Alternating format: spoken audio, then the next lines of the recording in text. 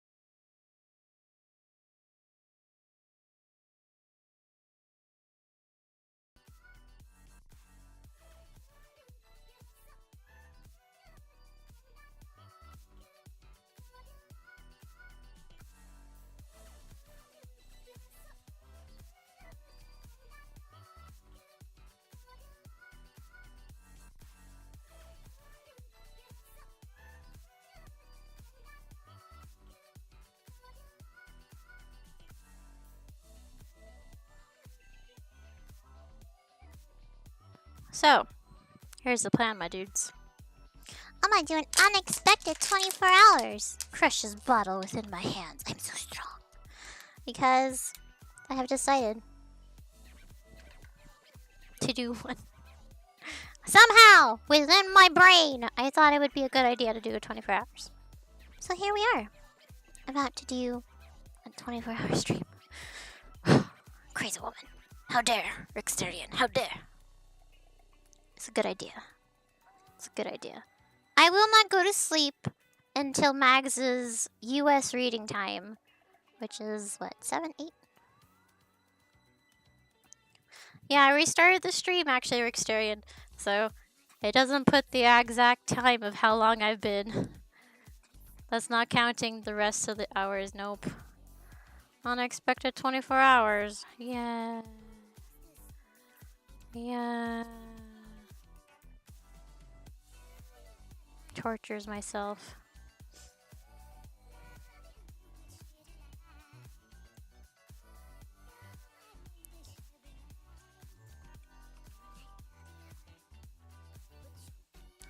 Yay.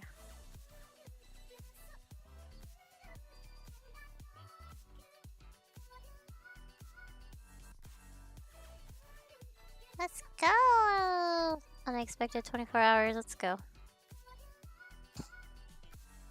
Sleep is for the weak. I don't know why I wanted to do it. This gets hard. That gets hard. I might just screw up everything. That is me. But it's worth. Yeah, Seeker! I believe in you. I'm about to have torture in a few hours. I'm hoping my no cooks make it easy at work for me. They should. I mean, I'm about to torture myself with a 24-hour stream. Unexpected 24. Which should be around the same time Mags should do his US reading.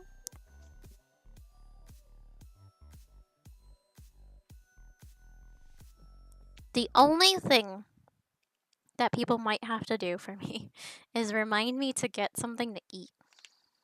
Like, just to make something to eat. Like spaghettis. Or cereal. I mean, my tummy will, like, remind me that I'm hungry. But I have the ability of ignoring my tummy and being like, I'll get to that soon. Tummy, I'll get to that soon. When was my last meal? I didn't have a meal. I had chips and a pastry. That was when I last eaten. So that was fun. I know, I'm sorry. I'll make cereal in a couple of hours for breakfast.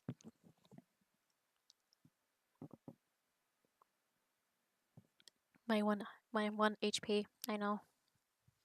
Anyway,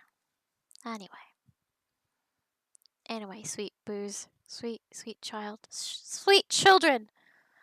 We're gonna go back into this wonderful world of Will.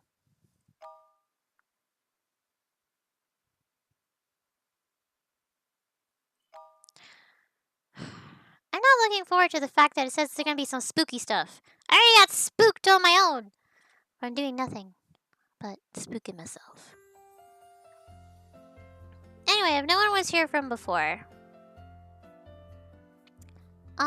this is a little cute little game where you're a god and you do shit. Oof. You do shit. So that's gonna be a thing. Oof. Unexpected 24-hour stream. Hey! Yeah, I'm going into lurk mode while I have bacon, mushroom, and chai as risotto. Ooh, that sounds nice. I want some bacon. I don't know if we have bacon though. Oh no, we have bacon. Oh yeah, let's continue. Continue from the autosave data. I have other save data. I have this shit right here. It got dark, right? Guys, it got dark? It didn't really get creepy, it just got dark. So, that's what I remember happening.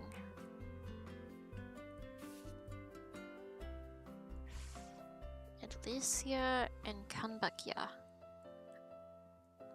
That might not be too bad. You know what, let's do their story a little bit.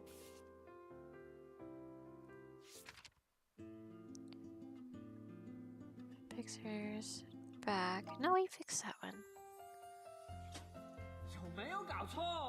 Relay race. Dios, ¿qué debería hacer? Mr. Khan.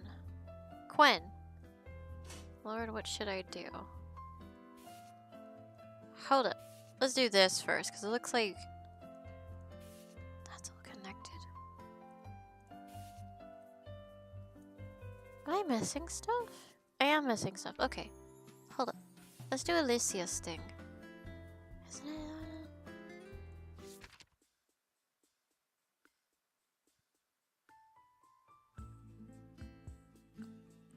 Resident, how long around? Okay. Next letter. Below my feet, yada yada yada. Start. Okay, they were on good things. They were good things. Okay. And then we had these. Huh? Start. Okay, so they were fine. What am I on next? Let's do you. Oh god. Woo! My mother had always complained that I never exercised. She would always say that if I ever needed to run away from bad guys, I'd be dead in just a few steps. There were not that many bad guys in the world. Besides, even if there were, I could just stay in my room and not go outside. It was the information era now. As long as I could get the information online, I could play with the real world in the palm of my hand. Yeah, even though I managed to dodge all of the recruiting activities for the school sports meet, my roommate had totally ruined my perfect plan. Today was the all-school sports meet. I thought I could have made up an excuse like a foot injury, so that I wouldn't even have to sit under a tree. So that I wouldn't... and I could just stay in my room and play on my computer. Okay. Yet Rocky had signed me up for the 4x400 relay race without my even knowing about it. And now I had to stand under the scorching sun. Wow. 400 meters! That was madness. The last time I had been in a race, I was still in elementary school. I hadn't even hit puberty. I thought I might die on the track today. The gun went off. I took it from his hand. I never knew that Rocky was so fast. Our team was actually in first place now during his third leg run. Still, why was I the final leg? What were people thinking? There was nothing else I could do but run like my life depended on it. The people along the tracks were cheering for me. I couldn't really tell who they were. But this actually felt pretty great. I was only 50 meters away from the finish line, and no one had caught up with me yet. Water. I must have underestimated myself. Haha. Look at me, Mom. Your son is about to win a race. A race. I looked straight ahead to the finish line, and I saw her. And I saw my crush. Oh no. Don't distract me at such a moment. Dude, you distracted yourself. And it was too late. I had only lost my focus for 1 second, and the tip of my foot tripped over a bump on the track. My entire body left the ground, and then my face smashed into it. By the time I got back up, the other teams had all ran past the finish line. Oh no, Jimmy. This poor boy. This poor boy.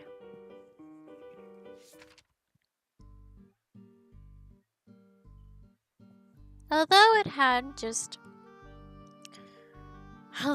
suffered a fire, Pitt Street 99 was still open for business.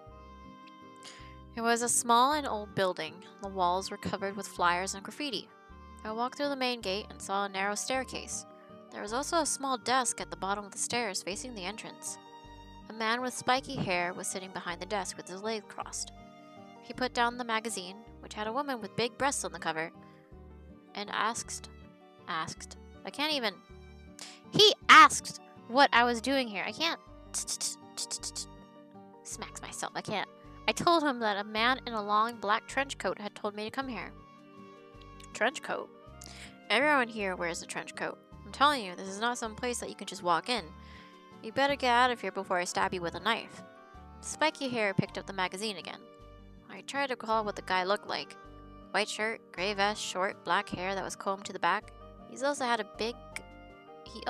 big guy in the black suit with a scarred face by his side. A scarred face? Mr. Tough? Hold on. Does the guy you're talking about have his right hand? Spiky hair put his magazine in his legs. Wait, put down his magazine in his legs, leaned toward me and asked quietly, right hand?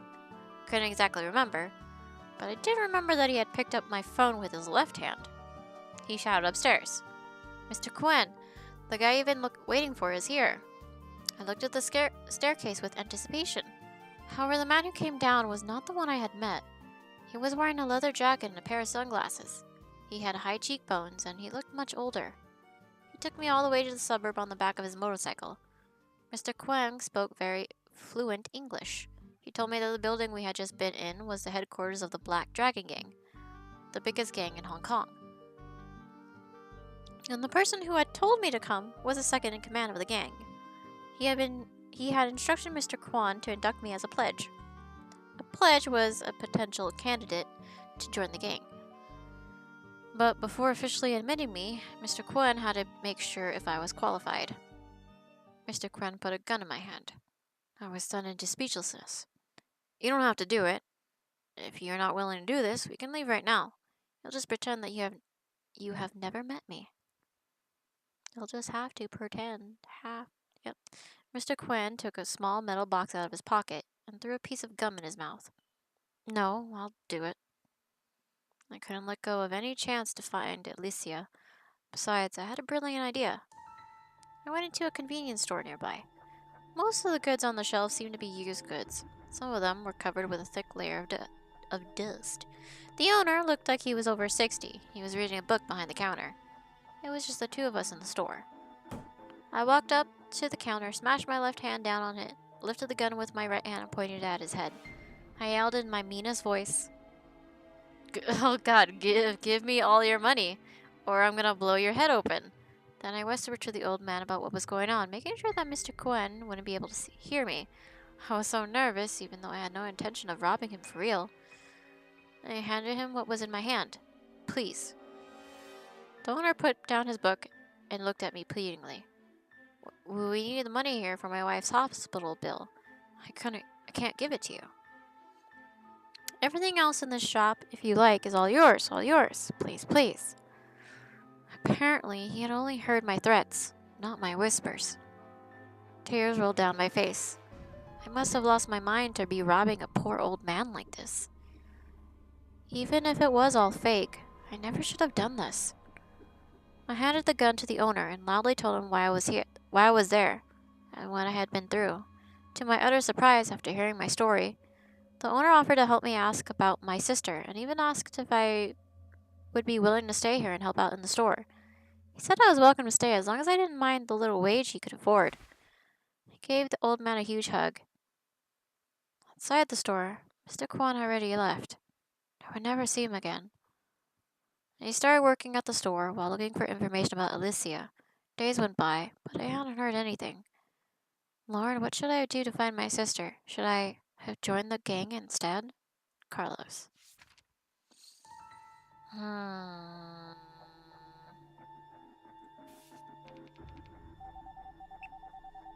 In these two letters, there's some special... Oh, shit.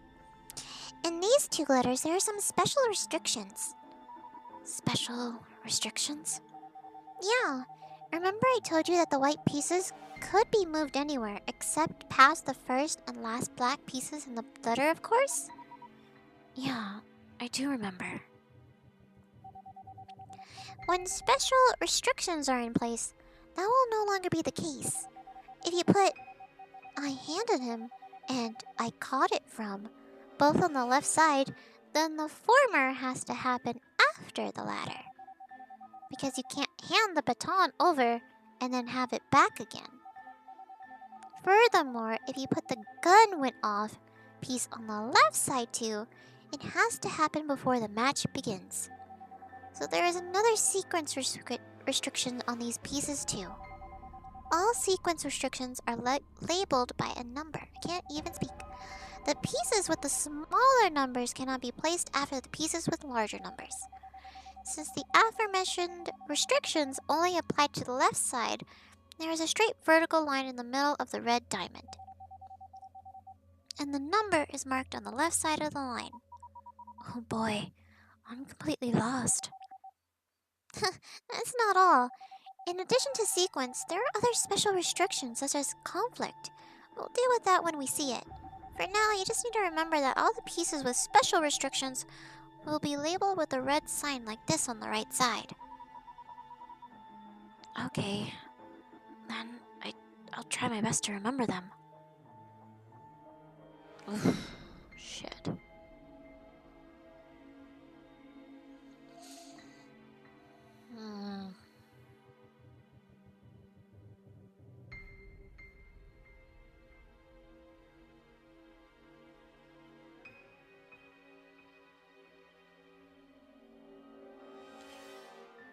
It has to go like this then.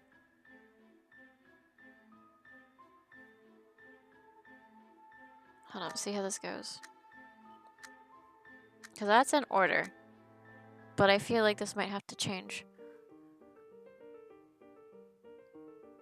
I finally handed the baton off to the next leg. If I had to take one more step, I was going to throw up blood and die right there. Right then. Our team was in second place. It was all up to Rocky now. Rocky soon finished the 200 meters, but something didn't seem right. Had he eaten something bad today? In the end, not only did Rocky fail to pass Class 2, he was eventually passed by Class 4, 10 meters away from the finish line. That sucked. Although being part of this actually felt pretty great.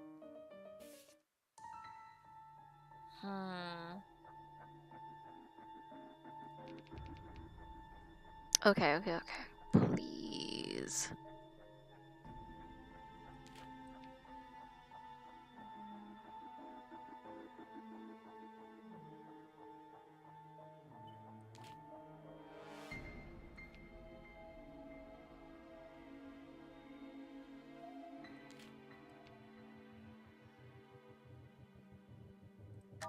Maybe?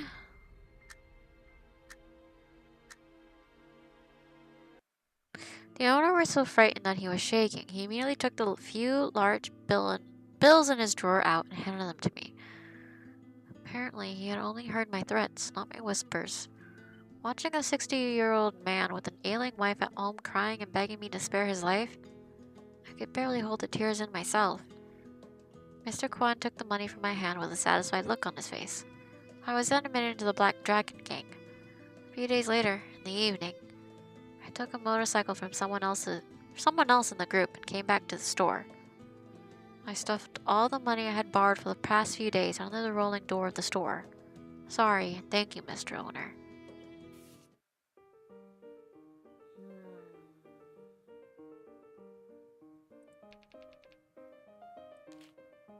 Please?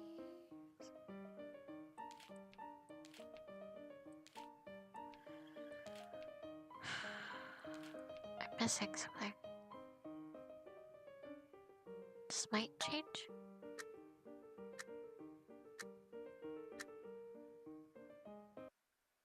Finally handed the baton off to the next league. Our team wasn't texting me, it's all up to Rocky now.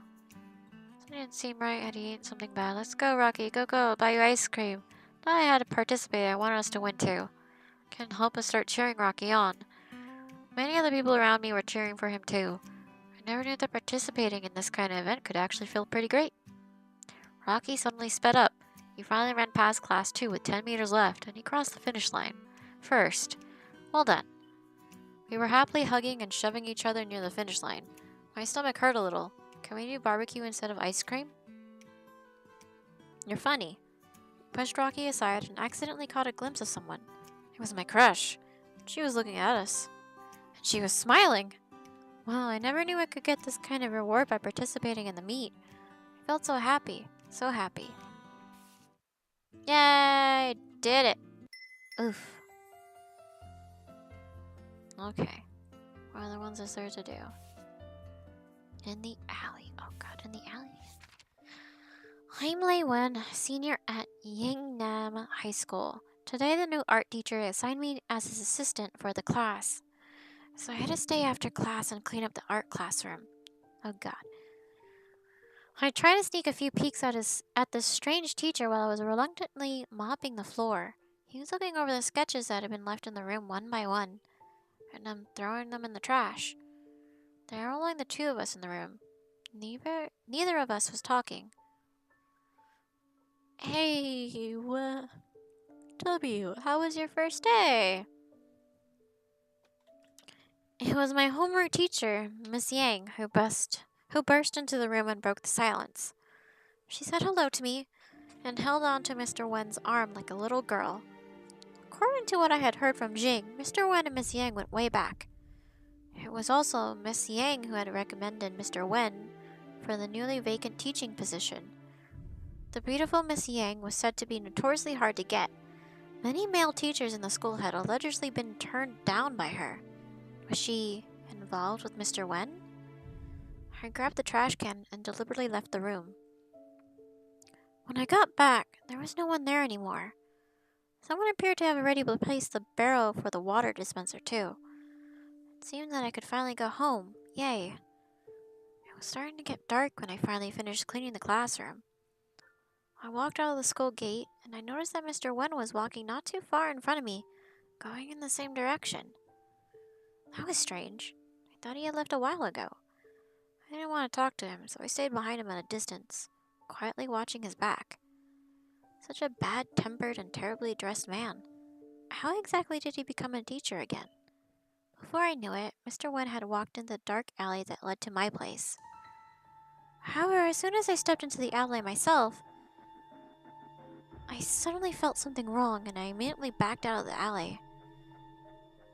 Mr. Wen had been stopped by two men, one in front of him and the other behind him. The one facing my direction was wearing a tank top. He flashed a pocket knife in Mr. Wen's face. I hid behind the corner and tried to peek around it. Mr. Wen took out his pocket and handed it over without resistance. That was smart, I thought. Better safe than sorry. The tank top guy fiddled with the wallet for a while, then slammed it on the ground. 20, do you think I'm a fucking beggar? He punched Mr. Wen in the face. Mr. Wen stumbled back and bumped into the guy behind him. He was still not resisting.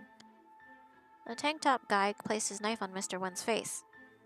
Be smart. Give me all your money.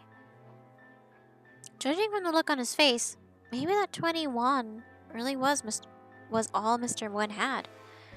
We were too far away from the main street, and there was no one else around who could help. I suddenly had an idea. I took my racket out of my bag and grabbed a tennis ball. This was the time to test the results of my nightly practices. Ball toss. Backswing. Please hit the target, please. The ball was flying at a speed of 180 kilometers per hour?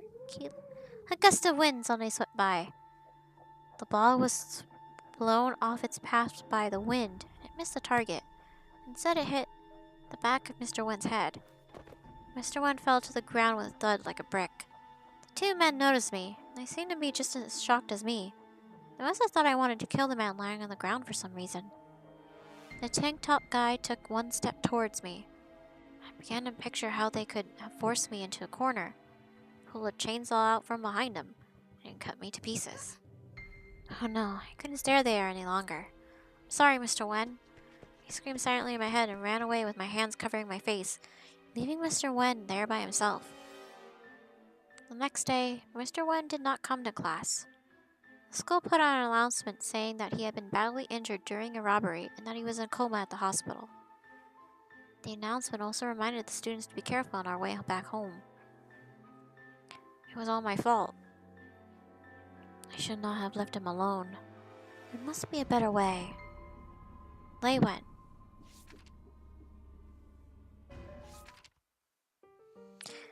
My name is Jimmy. Oh god, I'm a transfer student. I just arrived in Beijing not too long ago. Now I'm a senior at Yingnang High School. The reason I chose this school was because I had a serious crush on a girl here. Just a few days ago, I was fortunate enough to be her partner in a doubles tennis match on my first day of the school. I was so glad at first that I thought the goddess had finally smiled upon me. Yet I was totally embarrassed because I had never even played tennis before. Tennis, yep. Since then, I had made up my mind. I was determined to improve my tennis skills, just in case I had another chance like this. I adjusted the serve speed of the ball machine, walked back to the baseline, and raised my racket and got ready. In order to get better, I had bought a season membership at this club. I even finished watching all 178 episodes of Kid of Tennis anime.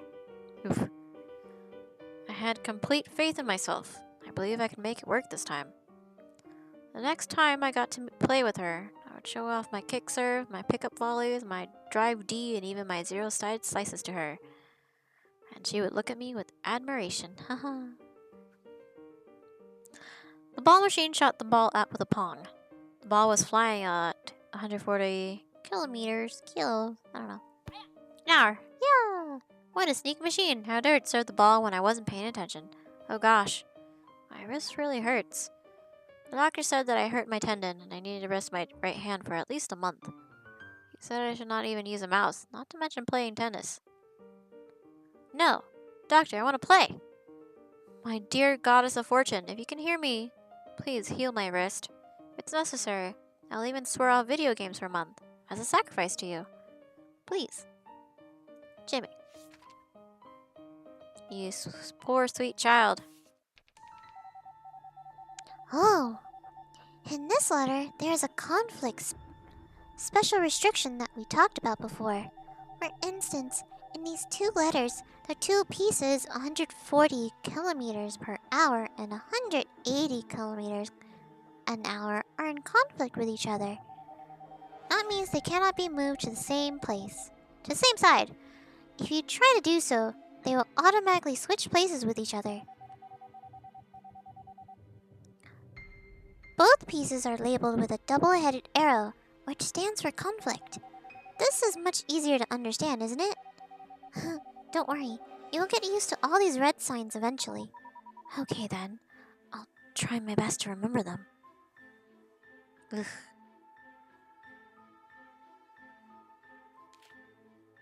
So these both can't miss. Okay, this should be good.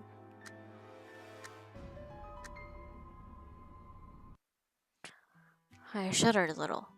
Before I realized it, the ball was already right in front of me. I was so startled that I had to awkwardly block the ball with the racket, and I accidentally hit the sweet spot. It actually felt really great. Wait, had I just hit it? Yeah, I had. I had just hit an underspin shot. Oh god. A technique in tennis where the ball is hit by slicing downward at the contact point, forcing it to have a back spinning rotation. It usually falls slower than a flat shot or a topspin shot. The advantage is that the ball will bounce in a backward direction once it hits the court, which could cause the opponent to whiff if not properly timed. However, a backspin is usually too slow, so if the trajectory goes too high, it could also easily go out and get volleyed. An ideal backspin should have very slow clearance of the net to stay low and flat. Experienced players would often sneak in a backspin after a series of topspin or flat shots to disrupt the opponent's rhythm. Oh wow. I never knew how to hit an underspin now. I knew how to hit an underspin now. Banzai, banzai. I jumped up and down with excitement. People nearby were shooting me admiring, strange looks. What does banzai mean? Was he hurt? Nah, bonsai is a Japanese phrase. It means hooray. Although, based on my observations, lots of people outside of Japan use the word as well. They are from many different countries, and most of them are men. Oh, and they share another common characteristic. What is that? They are all single. Single? What's wrong with being single? Everything. Being single hurts. In the end, bonsai still means hurt, right? See, bonsai means being single, and being single means it hurts. This is very straightforward. I think I'm single too. Bonsai. Oh, poor doggy. No. The ball hit the forehead of the tank top guy exactly as I wanted. He fell down to the ground with a thud like a brick. Before the second man realized what had happened, I sprinted towards his back as fast as I could. I smashed his head with my racket with all my strength. Then I grabbed Mr. Wen's hand and ran towards the end of the alley. 10 minutes later, I was panting heavily, and I realized I'd already run all the way back to my apartment building. Oh, and I was still holding Mr. Wen's hand. Mr. Wen, excuse me. This is where I live. I quickly let go of his hand. Well, I might as well do a home visit then, shall we? Home visit? For a senior? By an art teacher? Mr. Wen, actually, there is no one else home. I walked in front of him and explained. Do your parents always work late? Mr. Wen looked at me while climbing up the stairs. The sunlight coming through the windows in the hallway was making him squint. No, I live alone. I stopped in front of room 413, but Mr. Wen didn't follow me. He stopped in front of room 414. He pointed to the door next to him with his thumb and smiled. I suddenly remembered. The first day after I had moved in, the manager Uncle Sun had told me that a very famous artist from abroad had been living in the apartment next door. So that was him. We had actually met each other before. Yay! We did good. I don't think anything else is connected. Yeah, nothing else is connected. Mr. Quan. Why is that connected? A piece of rope. God, please help me. ¿Por qué me pasan este tipo de cosas? Why would this happen? What is this? We talking about something dark here now? Razor Seablade, thanks for the follow. Somehow that did not tell me that that happened. Oof. Game, please. I didn't even get a notification for that. My name is Park Sang-gun. I'm 12 years old. I live in Korea. My home was on a hill. There were a lot of similar old houses on that hill. And the one that was the highest one was my home. There were good and bad things about living there. The good thing was, since our house was so high up, we got to be further away from the other houses. And so we had a big yard. However, I had to climb the stairs for over half an hour every day just to go buy my dad a bottle of vodka at the convenience store at the bottom of the hill. If I didn't go, my dad would get angry. He would beat me with his belt. It wasn't just me either. He would also hit my mom too. I never understood why he would do that. I just wished that if we could figure it out, maybe Mom wouldn't have to be beaten anymore. Dad was a road construction and maintenance worker. He used to come back home with mud all over his clothes. But for the past 2 months, he always came home clean. Sometimes he would bring back some money and give it to Mom. Other times, though, he would take some money out of the pot where we kept our food money.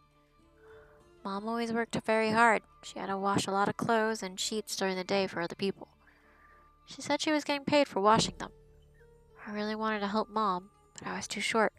I couldn't even reach the pole where she hung the clothes and sheets to dry. Alex came today. He lived on the hill too.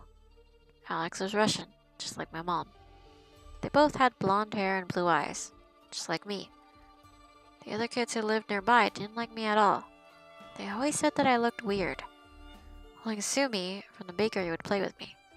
She had once told me that she wanted to open a cake shop together with me. But I didn't like cakes. There was an ant nest in our yard. I was watching the ants carrying things into their nest. I bet they must have a very big home. Suddenly it started raining. A large raindrop almost blocked the entrance to the nest. I went back inside to get an umbrella, then I came back and covered the nest. Mom and Alex were taking the sheets back inside. Then Dad came home. He was Korean. He had black hair and brown eyes. He was back earlier than usual today. He saw Alex there and kicked the umbrella away. Alex left. Mom went into the house with Dad. I followed them inside as well. You slutty bitch. Dad slapped Mom in the face and pushed her to the floor. He took a rope out from the cabinet. The rope wrapped around her neck and choked her. 5 minutes later, I grabbed onto Dad's arm with my whole body, but I couldn't stop Dad. He was too strong for me. Dad kicked me in the stomach, shoved me off of him. I fell and crashed into the corner of the room. Bastard. Dad called me that word a lot. I used to ask Mom what it meant. She told me that it just meant bad child. Dad finally let go. Mom collapsed onto the floor, but she didn't get back up, as if she had fallen asleep. I tried to shake her awake. I tried as hard as I could, and shouted as loud as I could. She would not wake up. I heard the door open behind me. I turned around. Dad had run out. I didn't know where he was going. I held onto Mom's arm and cried. Why? I had always been a good child. God, please let Mom wake up. I promise I will be an even better child. I promise I will never be a bastard ever again. Park Sang-gung. Ooh. Hello.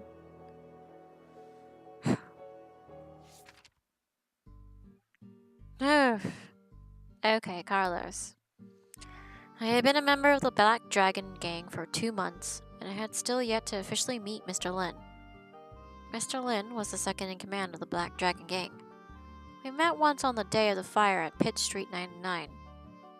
He was also the one who had me inducted into the gang. I thought I would be able to get some information about my sister once I joined the gang. But soon, I had found out that everyone in my group, including our leader, Mr. Kwon, knew nothing about her. As for Mr. Lin himself, he rarely ever came to number 99 in person. Still, there were some upsides for joining the gang. At least I didn't have to worry about a room and board anymore. My Cantonese was also improving a lot. Besides, not everyone in the gang was as scary as one would expect of a gang member. Ren was one of the nice guys. I belonged to the group loyalty team. The group oversaw the loan business, so we were essentially the loan sharks in the gang. Now that I had become a member, I couldn't just coast along without doing anything, but I also didn't want to do wrong things. I had told Ren about my predicament during one of our conversations. Ren then told Mr. Kwan that he wanted to bring me along when he went debt collecting. Every time he went, Ren would whisk the kids of the families away first. Then I would tear apart their old clothes, spill some chicken blood on them, and mail the clothing to the debtors. Once we were sure that the debtors had received the bloody clothes, Ren would then make a phone call. "Hey, you've got the package, right? I'm giving you 3 days. If you still don't have our money, you'll be getting more than just the clothes next time." He sounded like Uncle Wang, the big butcher at the street corner with a violent attitude. The afro on his head could bounce 3 times with the rhythm every time he yelled at his customers. As soon as he put down the phone, he would immediately turn into a preschool teacher and go play with our hostages, who were wearing the new clothes we had just bought them. Ren would get scolded by Mr. Kwan every once in a while. He said Hong Kong was too small of a place.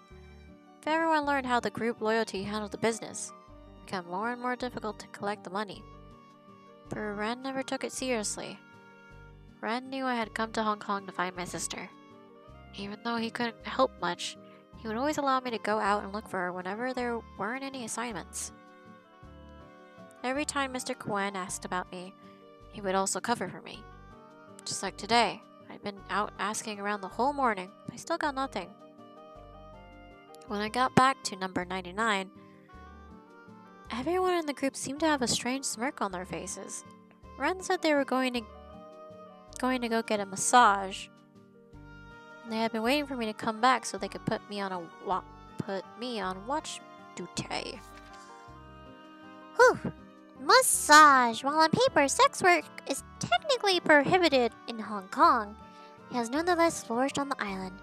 Mong Kok, Prince Edward, and Yau Ma Tei are well-known red light districts in Hong Kong.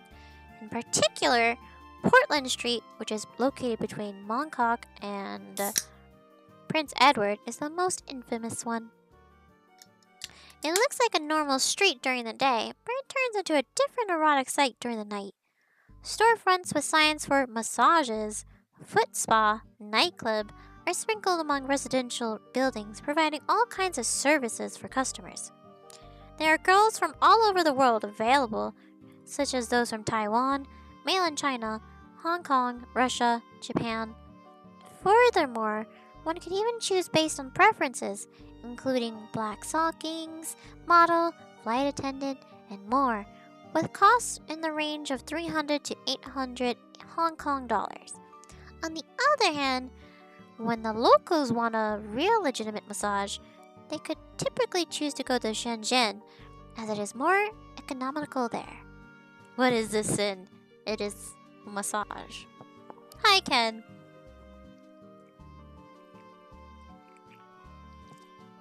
How are you, Ken?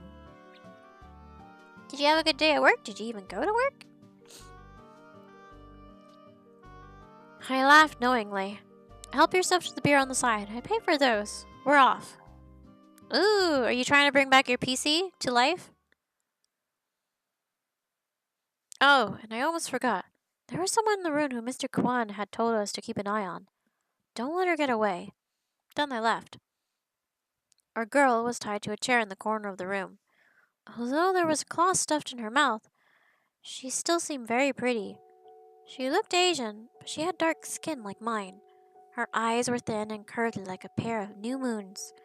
Her shining black hair draped down off of her head like a dark waterfall, and she was wearing a purple short skirt. Oh yeah, you're training now? Shit. Also, Ken, I'm so sad that they lowered the days for Disneyland. For the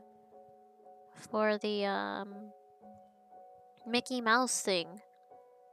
Like, it is so small now. It's only 3 days, and it's in September.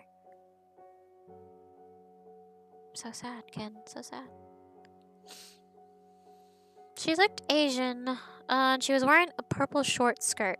Looked like the skirt had been torn on the side. Well, if Mr. Kwan wanted her watched, then I should just watch her. No need to think too much about it. I slapped my cheeks to keep myself alert. I raised the bottle. Then a rope snapped. I was reading the labels on Ren's beer when I heard the sound of a rope snapping. Before I could turn around, I felt a hand strike the back of my neck, and I blacked out. I didn't even know how long I had passed. A bucket of cold water was thrown on my face. I woke up with a shudder and opened my eyes. I saw Mr. Kwan standing right in front of me. Everybody was back in the room. They all had a terrible look on their faces. I looked to the corner again. The chair was still there. And there were 2 halves of the rope on the floor.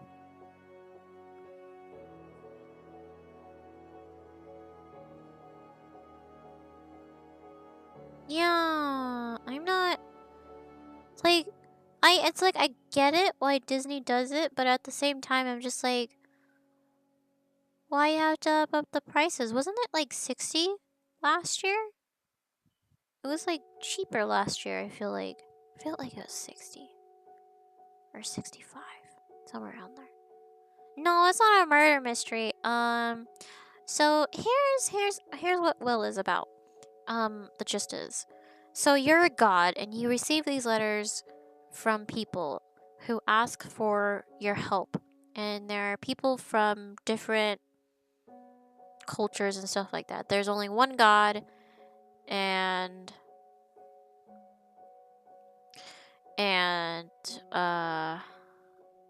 there's one god, and you have the little puppy, and you're able to change the fate of people by playing around with their letters.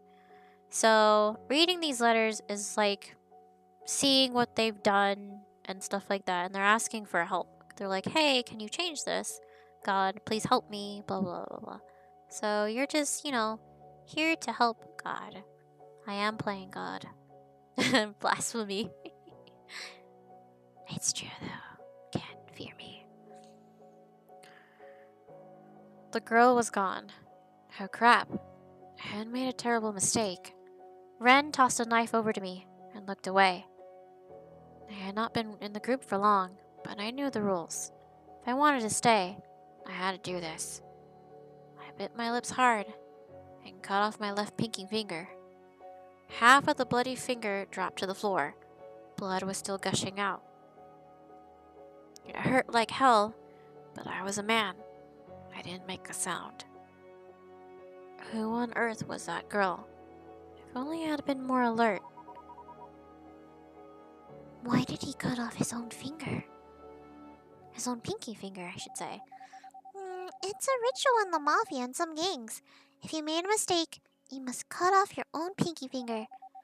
Some gangs might even demand that their new members to cut off it. Some gangs might even demand that their new members to cut it off before officially joining. Wow, that's so scary. Man, I want some food. Want that food. If only I could, Ken. I would give you all the food. I just like poof there and be like, yo, you want to go out for food? Boom, poof to like Korean barbecue. Have Korean barbecue there that night. And then like, boom, you're back in your house. In your apartment. And be like, pachow. Done. If only I'd been more alert. Carlos. Okay, let's start this. Okay.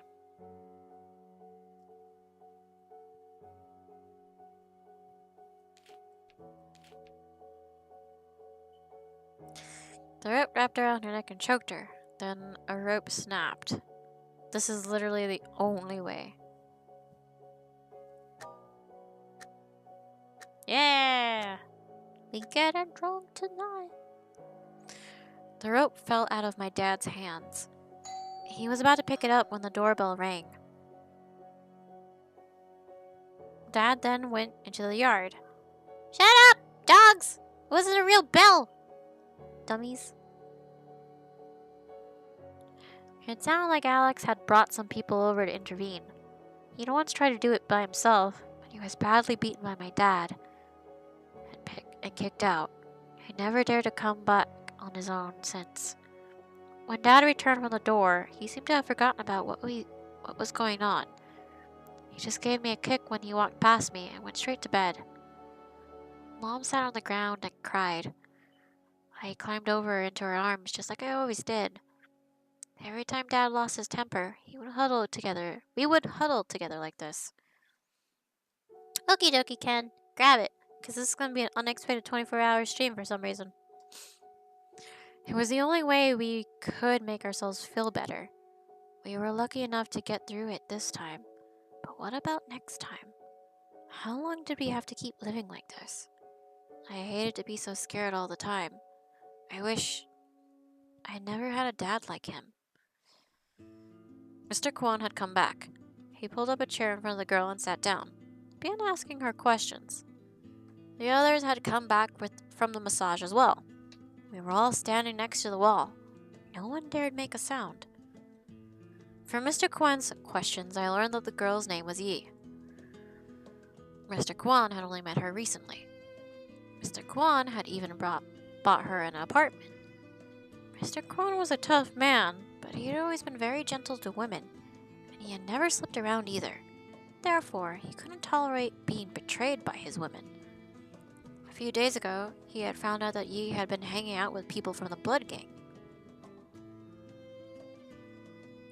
He began to suspect that she had been approaching him with other intentions. He decided to find out the truth. Mr. Kwon dumped a bucket of ice water on her head. The air conditioning had been set to max power, and at 16 Celsius, and it was blowing directly at her. Every time she would not answer a question, he would cut off some of her hair, or slap her in the face. He was quite tough though. Her mouth had started bleeding, almost all of her hair had been cut off, and she still hadn't spoken once. But Mr. Kwon was tougher. He sent Ren to fetch him a bottle of white flower oil. He twisted off the cap, forced Ye's eyes open, and was about to drop it into her eyes. Ye was shaking uncontrollably, and tears were welling out of her eyes. She was finally broken. Mr. Kwon was right about everything. Ye was not just a member of the Blood Gang, she was also the niece of their big boss, Mr. Shang. That wasn't what had angered Mr. Kwon the most. Yi had seduced him to infiltrate group loyalty for a loan business. She was only trying to get closer to the other groups of the Black Dragon Gang. Ooh. She had only chosen Kwon because he was single, and therefore an easier and more convenient target for her. The Blood Gang had never cared about the loan business at all. Mr. Kwon was outraged, feeling incredibly insulted. Carolers, take care of this bitch. Never let me see her again. You know what? Hold on. What if? What if? What if? What if? Okay, it's still the same way. What if? Nope, still the same. Nope, still a bad ending. Okay.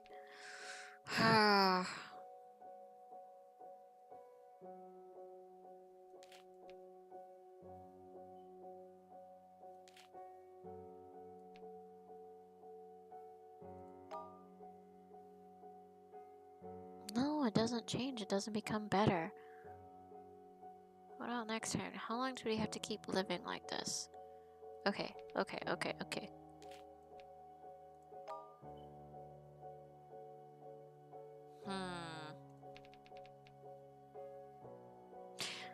What if?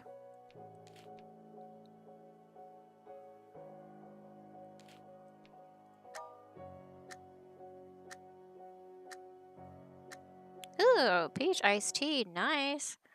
I must up Dad. I climbed up onto the table and smashed the vodka bottle onto his head. He suddenly stopped and fell to the ground on his back. Something dark and red was coming out of Dad's head and onto the floor.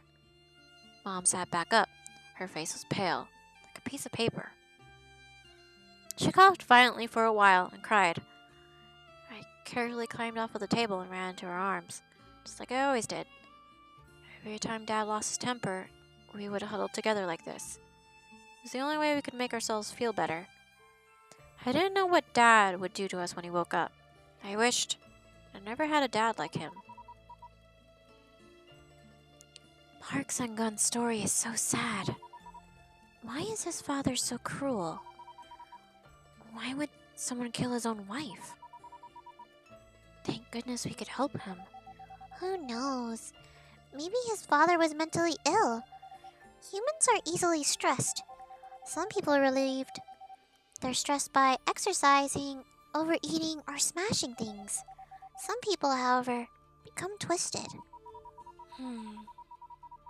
He was so young. If only he had had a father like this. If he had never had his father, he would not have existed either. You are right. Does that mean I had a father too? You are a god, so of course not. Don't overthink it. Get back to work. Okay, well that was figured out. Because of the lack of communication in the relationship. Aw. Yeah, the thing is, it's like, you only get... Brian, thank you for the biddies. 부처님, 나도 좀 도와줘요. Is that a fucking cat? Cat? Okay. I guess that is the only thing that's going on right now. Doggo is OG God backwards. You right?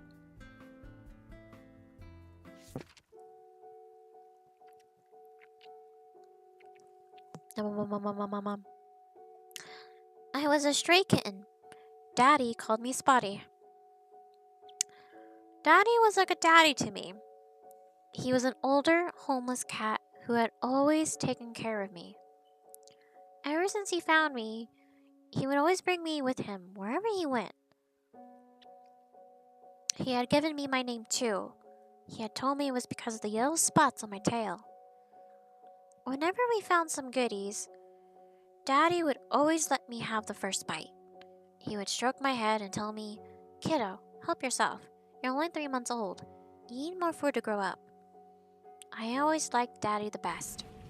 Today, Daddy was going to take me to the hill and catch some birdies, but it started raining heavily. Daddy said because of the rain, the birdies wouldn't come out of their sunbath today. So we had to go back to the street like yesterday and look for some goodies to eat. I hoped we could find more tasty chicken legs and fish sticks. Meow. Unlike in the wild, there were many two-legged animals walking on the street. Daddy said they were called humans. Because of the humans, the streets was always very crowded all day and all night. Sometimes when we came to the place where there were a lot of humans, a few female humans would excitedly meow at me. What a cutie! And if I let them touch my head with their paws, I could often get some goodies too. But Daddy always warned me to keep my distance from them. Daddy said that humans were not to be trusted. Our street was just across the road. I could see the shop with the fish sign from here. But we had to wait for the light to change. Daddy said the traffic laws in Korea were very strict. The fine was over 20,000. If we were caught, even if we turned in all of our hidden dried fish treats, it wouldn't be enough. And there were many iron beasts running so fast in the streets. Daddy said those beasts were made by humans, and that they were called cars. They were very dangerous, and we must be careful not to get hit. So we must obey the law, meow. The light finally turned green. I sprinted a little and went ahead. Daddy followed me slowly. Daddy was a little old, and he had been injured before, so he couldn't see very well. The beast near us suddenly let out a huge roar of bang, and smoke came out from under it. Cats. Are they the animal with pointy ears and a long tail? Yes. And they know how to watch the traffic lights? Yes. And they know how to write letters too? Good question. Maybe they can write in their own language. We are gods. so we will always receive the translated version of their letters. That's fascinating. I wonder what the original letter looks like. The beast seemed to have suddenly become shorter, and it was charging directly towards Daddy, screeching and screaming. But it was the green light, Meow. The ground was covered with water, and it was very slippery. I heard a sound like a I looked back. He had slipped. I ran over, trying to grab him. The beast ran over Daddy in an instant. It didn't stop until it was almost at the crossing. A human kid opened a door on the beast and ran towards me and Daddy. Please help Daddy. I meowed at him for help, but the kid tripped just a few steps away from us. I recognized him. His name was Park Sun-gun. He lived nearby. I often got goodies from him. He was a good kid. He would help Daddy for sure. I kept meowing louder and louder, and a few more humans in white coats followed him off the beast. I thought they were all coming to help me and my daddy, but they stopped at where Sun-gun just fell and pinned him on the ground. While they were trying to drag him away, I saw a big, dark red scar on the back of his neck. Oof. I had seen people in his home beat him. I didn't know he had been hurt so badly. Sun-gun was dragged away by the white-coated humans and thrown inside the beast once again. And then the beast just ran away. The whole time, nobody had even heard me meowing for help. I saw Daddy lying in his own blood. I almost couldn't recognize him anymore. I cried. Please take Daddy to the hospital. Please. Someone. The humans walked by, glanced at us, and kept walking. It was like they couldn't even see us or hear us anymore. Some humans covered their noses, as if they had seen a dead rat. They were not like this before. They used to like touching our heads with their paws. Why? Why? Was Daddy right? Were humans really not to be trusted? God, please help Daddy. Spotty.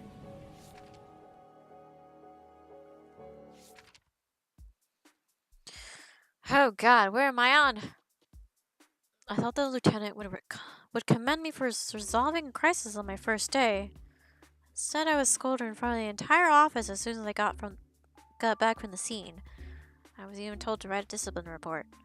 It had to be at least 10,000 words long. I always hated writing, but I'd rather not run at that 100 laps on the field. So I decided to simply Google similar reports online without the lieutenant noticing. After lots of copying, pasting, and rearranging, I finally completed the 10,000 word report. I felt so exhausted afterwards, so I went to the bathroom and washed my face. I could still feel the impact in my organs after falling on the cushion. Fortunately, I was fit enough to endure it. A regular person would probably have to stay in the hospital for a few days. I looked in the mirror and saw the band-aid on my face. I gave myself a proud smile. I was just getting out of the bathroom when I witnessed something incredible with my own eyes. Lieutenant King was holding a folder in front of him, even though his face was mostly hidden behind him. Behind it, I could still clearly see his expression from where I was. The cigarette he had in his mouth was slightly twisted. My throat. My tongue. Some watery stuff was coming out from his eyes.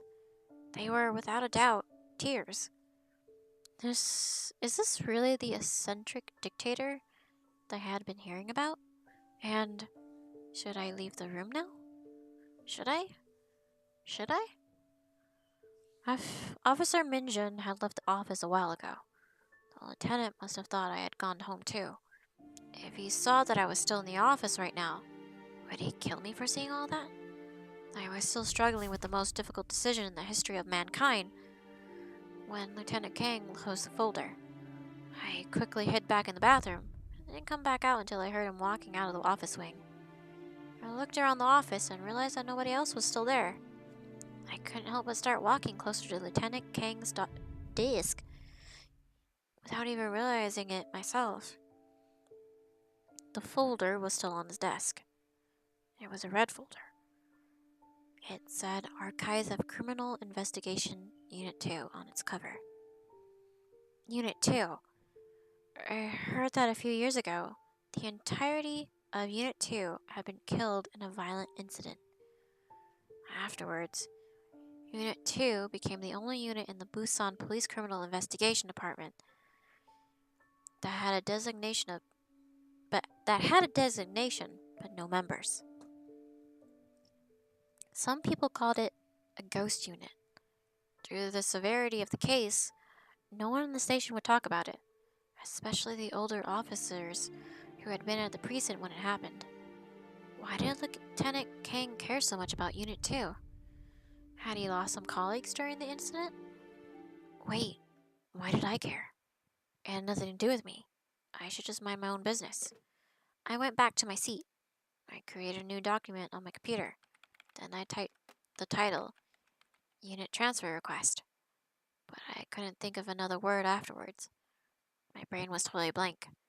It must have been worn out after writing the damn report today. I was straining my brain to figure out what to say when a big hand slapped my shoulder. Yo! The new guy at Unit 4 is working hard. I wish my people could be half as diligent as you. The voice sounded as loud and powerful as a booming bullhorn. I almost jumped out of my skin when I suddenly heard it behind my back. I turned around. It was Lieutenant Kim Jong-ho. Jong-ho of Unit 3. I stood up from the chair quickly and gave him a salute. He waved his hand. Young man, no need to be so formal. Go take a bath and rest in the spa. Don't work too hard.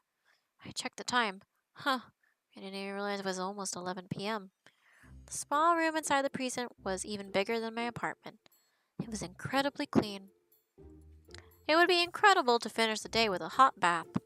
I breathed in the steam coming from the spa, looking forward to a relaxing evening. Then I took off my clothes and stuffed them inside the locker. I closed the locker door and turned around. Lieutenant King was right there. He just got undressed. He was in great shape, lean muscles all over his body. I didn't want to admit it, but when he was not screaming at me, Lieutenant King was actually a quite handsome man, despite being a little disheveled. Oof. I used to hear a rumor that, despite his peculiar personality, he was still able to keep his position, in no small part thanks to the solid support from the female police officers in the Criminal Investigation Unit. I guess that made sense. I already witnessed the female officers from the other units smiling at the lieutenant in the hallway quite a few times on my first day alone. Why didn't anyone smile at me? Speaking of which, not only was Unit 4 a small team, it was also a sausage unit. If only we had an awesome female officer in the Unit 2. I hadn't talked to Lieutenant Kang after he yelled at me that afternoon. And now we were standing in front of each other, completely naked. This is not awkward at all. We got in and out of the hot tub after a spa session that seemed to last forever. Then we went back to the locker room. We put on our clothes, and we were about to leave. We never said a word to each other the whole time. I was hoping that I could relieve some of the tension between us. May I write a letter to him? Why? I want to ask for a picture of his boss next time. I was supposed to be too naive. Oof. A piece of soap appeared out of nowhere and stopped near us. He reached out. I was taking my clothes out of my locker when I heard a noise. I turned around and saw what had just happened. My eyes involuntarily looked down. I looked back at myself, and then looked at the lieutenant again. This time, our eyes met, and I could see something menacing in his eyes. Oh my god! I didn't do it on purpose! I didn't even see anything! Okay, fine, actually I did see something. But I really didn't mean to. I was so screwed. Even if my request to transfer was approved, I wouldn't be able to get it out tomorrow. Maybe tonight. The lieutenant would just kill me. Please, Buddha. Please tell me, what should I do? What exactly did he see? I have no idea. He saw a penis. Shang Yangmin. He saw his bits.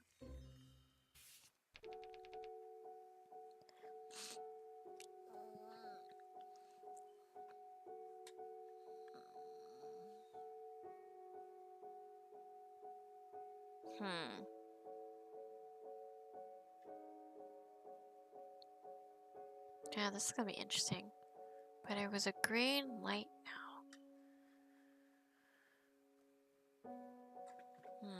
I heard a sound like a slip, and I looked back. He had slipped.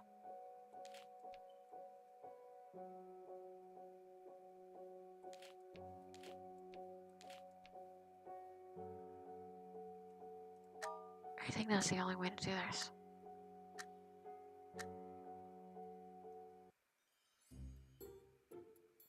Lieutenant King rolled his eyes at me and stood back up by himself. He then got dressed and left the locker room. I froze and stood there like a statue. If only I had reached out to grab him sooner. No. I should have gone and picked up the soap. Oh boy. Was my career over? The beast slipped in the water and turned to its side suddenly, like it was drunk. Daddy jumped ahead just in time, and the beast missed him, Lucky. Missed him. Lucky. Oh, welcome back, Ken. How's your PC doing, actually? But the beast had run into the rails not too far ahead and finally stopped on the grass. Soon a human walked out of the beast. He seemed to be okay, just started yelling while checking his beast's round feet. I looked at the beast. Its body had some words on it, but I couldn't read it. But I had seen the sign next to it. I used to go hunting birdies with Daddy in a place far, far away. It was deep inside the mountains. But on top of the hill, there was a building that smells like drugs. Daddy told me that it was a hospital. And it had the same sign as the one on the beast. I remember thinking that the hospital looked a little strange. The humans inside didn't look hurt at all to me. But none of them would smile. Some of them would burst into big laughs or tears all of a sudden. They all looked a little strange. Not like the humans we met in the city. Humans were so strange. It's an asylum! It's an asylum!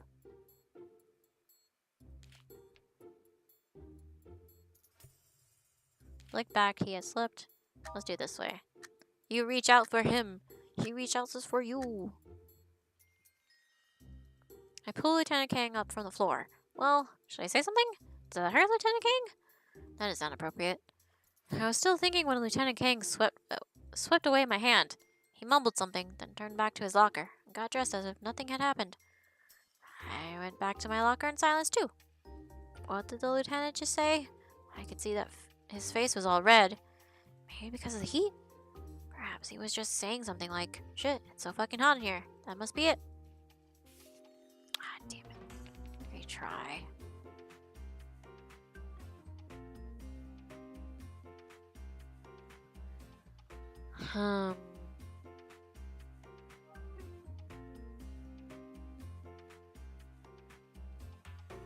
That I don't have to change around.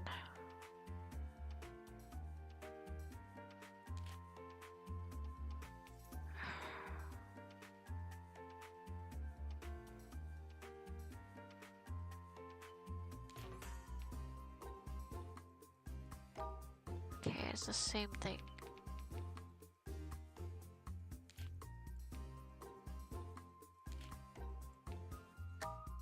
Let's try it this way. Maybe this will work. Ooh. I grabbed Lieutenant Kang and tried to pull him up, but I slipped and fell too. We had to go back to the hot tub and take another bath to clean ourselves. The water was still very warm, but I was already used to the temperature after the first time. Lieutenant Kang wrapped his towel around his neck again. He didn't close his eyes this time, though. He just seemed to be staring blankly ahead. It was only the two of us in the spa room. It was so quiet again. Nothing else was in the air except for the steam from the water and the awkwardness. Maybe it was just my imagination, but Lieutenant Kang almost looked like a normal, accessible person for a while. I was almost going to ask him something, but eventually I decided to let it go. It was already after work. Maybe I shouldn't talk about it. That's better. That's better. Carlos, te extraño. 부처님, 나도 좀 도와줘요. Okay, let's go help her. Little Lamb Billy. Hong Kong was a strange city. It was quite small, but it felt like such a big city. While it was busy and rich, there were also many poor people, including many homeless people wandering the streets. I had hoped to go to America, but I ended up being kidnapped and brought to Hong Kong. I didn't have any money on me. I didn't know if I could even survive here, not to mention go to America. I began to look at the hiring flyers on the walls. Teamsters, engineers, masseurs. A lot of places were hiring, but I didn't know how to do any of the jobs. But one day, I saw that there was a nightclub looking for a pub singer. The club was called Melody Hall. It sat in the middle of the most popular location on the Portland Street in Bangkok. Whew! The club was huge, and the guests were all dressed like royalty. Everyone that came to the audition for the job was sitting in the lobby, waiting for their turn. Several middle-aged men were sitting below the stage, looking terribly bored. I chose to sing one of my favorite songs when it was my turn. It was a folk song from my hometown. It's called Little Lamb Billy. After my parents had passed away, my brother and I were soon sent to the orphanage. For a long time afterwards, Carlos seemed to have shut down entirely.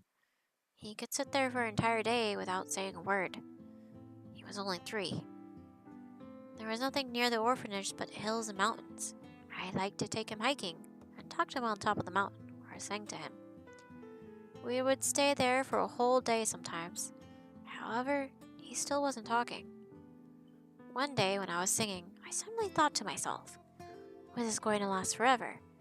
Would Carlos never ever talk to me again? I had to stop the song. I couldn't stop myself from thinking depressing thoughts, and I cried. Oh, Why are you crying, Alicia? Carlos was pulling on my arm, and I saw him looking at me with his clear eyes. That day, he had finally returned to me. The song I had been singing that day was Little Lamb Billy. I stood in front of the elevator. I was thinking about the song that I had just sang in the days when we had lived in the orphanage. I couldn't help but hum the song again. I felt a sudden tap on my shoulder. It was one of the men who had been sitting below the stage earlier. Miss, there is something that you should know. His eyes were almost shut as he smiled at me. It is quite a hassle to hire a foreigner like you who has no papers. You won't be able to find another job in all of Hong Kong. However, I think you are really terrific. I'd love to hire you, as long as you...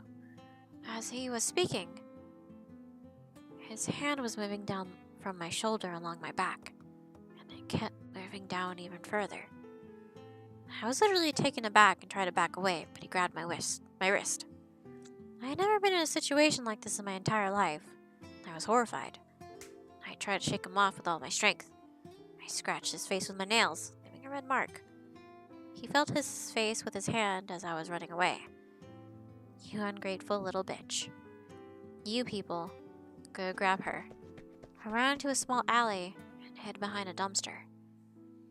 After what seemed to be an eternity, I could no longer hear the people who were running after me. I fell to the ground.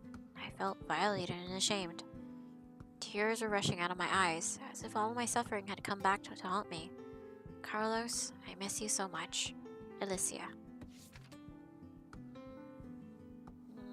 I don't think there was anything in there to change. I had been assigned here for a week. For the past few days, I had been trying to find an opportunity to write my transfer application and submit it to Lieutenant Kang. And every time when I sat down and tried to fill out the form, Lieutenant Kang would throw a bunch of paperwork at me and make me file them. It was almost like he knew what I was up to.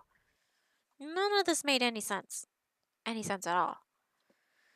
As a police officer, shouldn't I be patrolling the city to stop crimes and helping people with everything I had?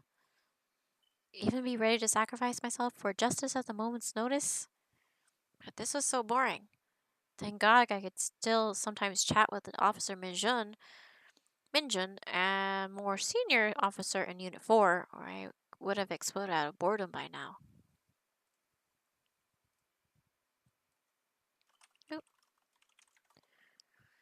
Usually at this point, Minjun would say, "I'll lend you a grenade then." Minjun liked making these kinds of morbid firearm jokes, though I rarely found them funny. Life sucked.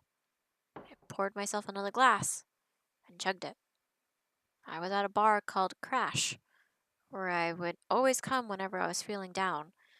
Every day after midnight, the bar would turn into a carnival. But around sunset, the atmosphere here was actually really nice, and it was the best time to come here and drink alone. I was sitting by the window and staring at the street blankly. Some words from the conversation at the next table suddenly caught my attention. A bald-headed man in a Hawaiian shirt raised his bottle and said, "Bro, have you heard about what happened to Group Gangman a few days ago?" Ooh. My throat! His buddy, who was wearing a pair of beach shorts and sporting the most ridiculous hairstyle, laughed. "Of course. It's been heard all over our group, Yuseong. That was really brutal for them to blow off half the head of Choi Young-han's son. Only Captain Gya has the balls to do that." My ears perked up when I heard Lieutenant Kang's name out of the blue like that. The bald man continued. "I think it was pretty rad. That master was always so fucking annoying. He would come to our turf all the time looking for trouble, just because of his good old daddy." The crazy-haired man interrupted him. "Shut the fuck up, you idiot. Don't let anyone hear you say that. You're gonna get Boss Jew in trouble." Joe. The bald man immediately concurred. "Oh, sure. By the way, I've also heard that Choi Han is setting up a trap for Kang Bakya. It's going to be epic." Lulz. The crazy-haired guy sounded surprised. "Hey, watch it. Don't get so close to me." "Wait, what did you mean by setting up a trap?" The bald man explained.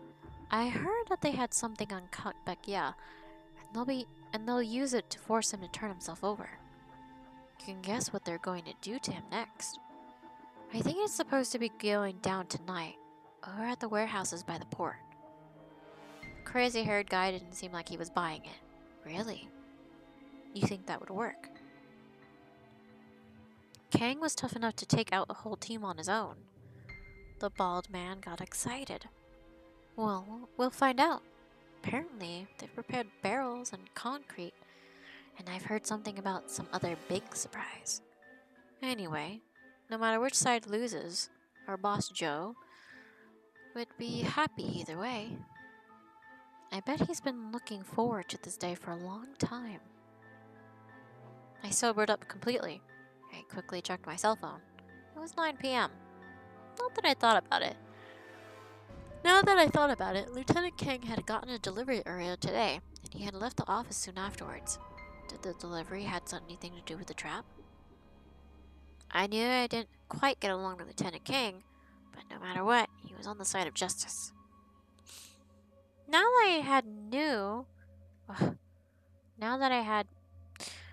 I learned that he was in danger, there was no way I could just sit aside and let it happen. I sneaked into the bathroom and immediately called the lieutenant. Nobody picked up. I then called the police station. Someone told me that nobody from Unit 4 was available. I had a really bad feeling. If I didn't get in touch with the lieutenant as soon as possible, the door opened and a person walked out. My reaction had been slowed down because of the alcohol. The young man who had just come out of the stall grabbed me by my hair and slammed me into the mirror above the sinks. Clink! The mirror was smashed and there was broken glass all over the ground. Just before I passed out, I heard someone say, You dirty cop. Are you trying to snitch on your own turf? Screw you. When I woke up, I found myself lying in a big, empty warehouse. The gate was locked from the outside. I could see the evening stars through the windows, high above the wall. Oh man, how long had I been out for? Was Lieutenant Kang already at the port? Chang Yunmin. Let's start this shit.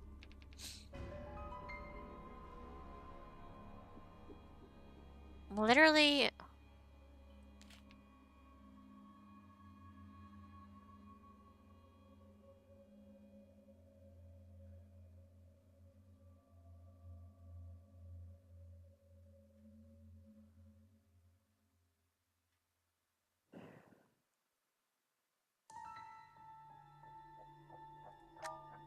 Maybe?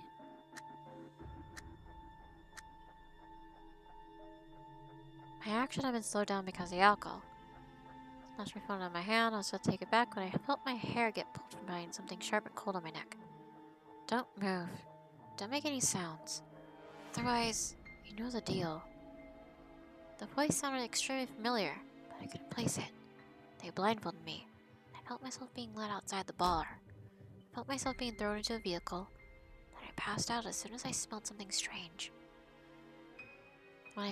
When I woke up, I found myself lying in a big empty warehouse. The gate was locked from the outside. I could see the evening stars through the windows, high above the wall. Oh man, how long had I been out for? Was Lieutenant Kang already at the port? Shit. A few days later, I came back to Melody Hall. They had put a list of the people who had been hired up at the entrance. My name wasn't on there. I didn't eat anything in 2 days. I didn't even have the energy to rumble anymore. I dragged my drained body with me, wandered around the Hong Kong streets like a ghost, and kept looking for a job. Not good.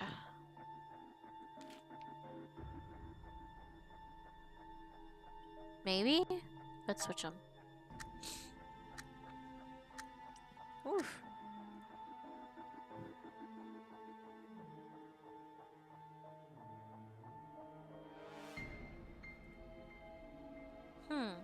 I turned around. It was Officer Minjun.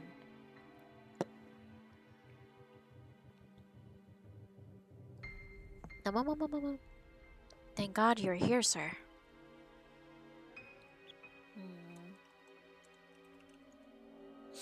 Minjun seemed shocked after I told him about what I had just heard outside.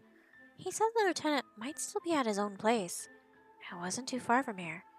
We should hurry and see if we could catch him in time. With Minjun leading the way, we were running as fast as we could towards Lieutenant Kang's home. Then we came across a small dark alley without any lights. Minjun seemed to be out of breath and he slowed down. He pointed at a 2-story apartment building not too far in front of us and told me that it was the lieutenant's building. I decided to keep going ahead. But before I could run more than a few steps, I suddenly felt a sharp pain on the back of my head. I felt dizzy and lost my balance. Couldn't even see the road anymore. I fell to the ground and blacked out. When I woke up, it was almost daylight. Officer Minjun was laying next to me. Neither of us seemed to have our wallets with us anymore. Oh man, how could I let this happen? Was Lieutenant Kang already... Someone unusually tall had just walked out of the elevator wearing an even more unusual ensemble. Ensemble. There we go. A pair of red high heels, a pair of tight black leather pants, a lavish fur coat. I couldn't tell if it was a man or a woman. I walked past this person in the elevator and pressed the button for the first floor. The person kept walking into the lobby.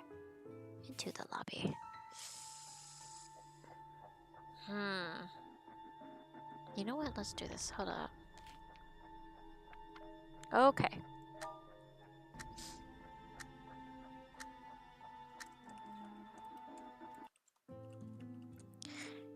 He was one of the men who had been sitting below the stage earlier.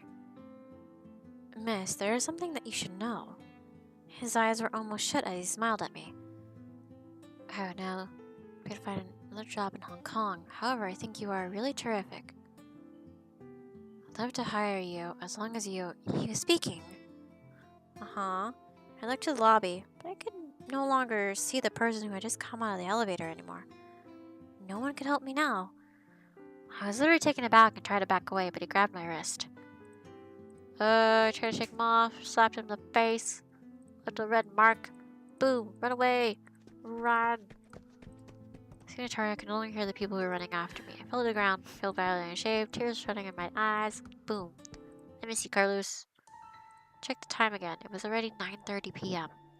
It wasn't safe to go straight to the port, so I didn't know how many people the enemy had. I hadn't received my weapon yet. This was my first week. It wouldn't be terribly useful for me personally, but it would still be better than nothing. I should at least go back to the station and check out for a gun. Perhaps I could even find some backup. Or I hope I can make it in time. I left the bar. A cold breeze blew over my face. I shuddered and felt myself sobering up a little more. I hailed a cab. I kept urging the driver to speed up. In the end, it took me 30 minutes to arrive rather than the usual 60. Bleh. As soon as I opened the door, I threw up all over the ground. The old driver looked at me emotionlessly and handed me the bill and napkin.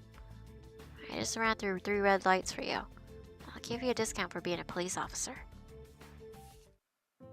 Okay. Hold it. There we go. Huh. Miss, there is something that you should know. Sitting below the desk, tapped my shoulder. His eyes were almost as shut as he smiled at me. It's quite a hassle. Yep. However, I think you are really terrific. I'd love to hire you as long as you touch your body. Boom, boom. Try to back away. Grabbed my wrists. No. I was horrified. Shake him off my strength. Pew. Scratch him. Let go of me. He's like, boom. He's ungrateful. You. Hey, that was embarrassing. Someone who had just got out of the elevator stood in front of me.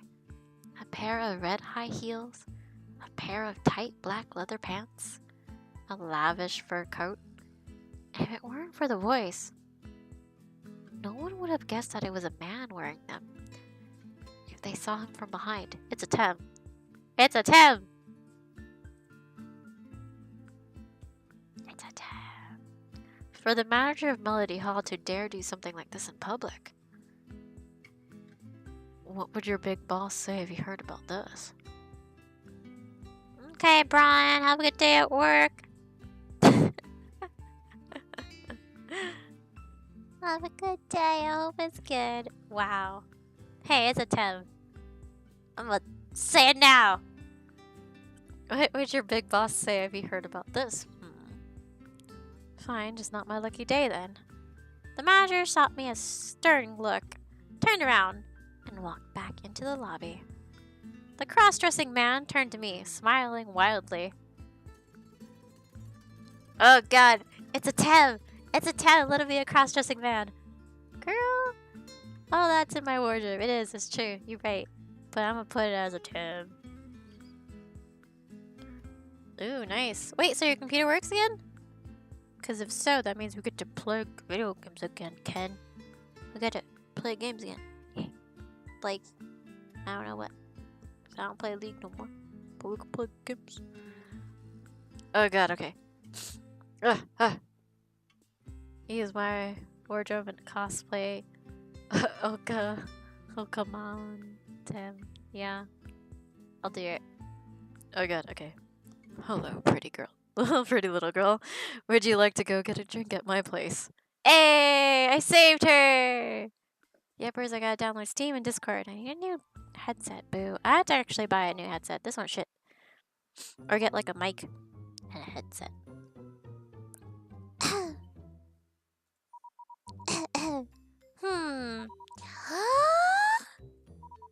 You ask me, how deeply I love you. What on earth are you doing? I'm singing. Huh. I didn't know you sang. What is the name of the song? The moon represents my heart. How does she still know the song? I thought I had... What are you mumbling about? I mean, of course! The song! Everyone in China knows this song! Why are you suddenly in the mood of singing? When I read Alicia's story about her singing, all of a sudden, a lot of music just popped into my head out of nowhere. So I was thinking, maybe I'd been a singer before I died. Before you died. I've heard stories of how some people become gods when they die with unfulfilled wishes. That must be why I know these songs, right? Aren't those usually ghost stories, not god stories? Although, if that had been the case, wouldn't my power have something to do with singing? What do you mean? For example, what if my singing has healing abilities? Or maybe my song can bring peace to people at war. How imaginative. We have been alive for a long time. There's nothing strange about us knowing some songs. Gods are supposed to know everything. If it weren't for your memory loss, I'm sure you would remember even more. Well, that makes sense. I guess I was never a singer. Now I feel sad. I didn't know you wanted to be a singer so much. Look, I made you some osmanthus cakes. Wow. Nothing's more powerful than sweets. Enjoy the cake. Remember to do your work today. After you finish your snack, I'll see you later. Wait, I haven't heard you sing yet. But before you go, sing me something. Well, sternly. I will not. You're my servant. I'm gonna say no to more ghouls. No. As your servant, my duty is to supervise your work, and saying no to you is one of my rights. Well then, what if I serve you some tea? I made the tea. How about I wash your feet? I just washed them myself. Well, would you like me to comb your hair? What would you like to hear? Name it. Dog face. Your face looks almost twisted. The dog face is like, yes? Comb me? Yes. Give me these petty combs. Brush my fur. Well, let me think. Does it matter which one I pick?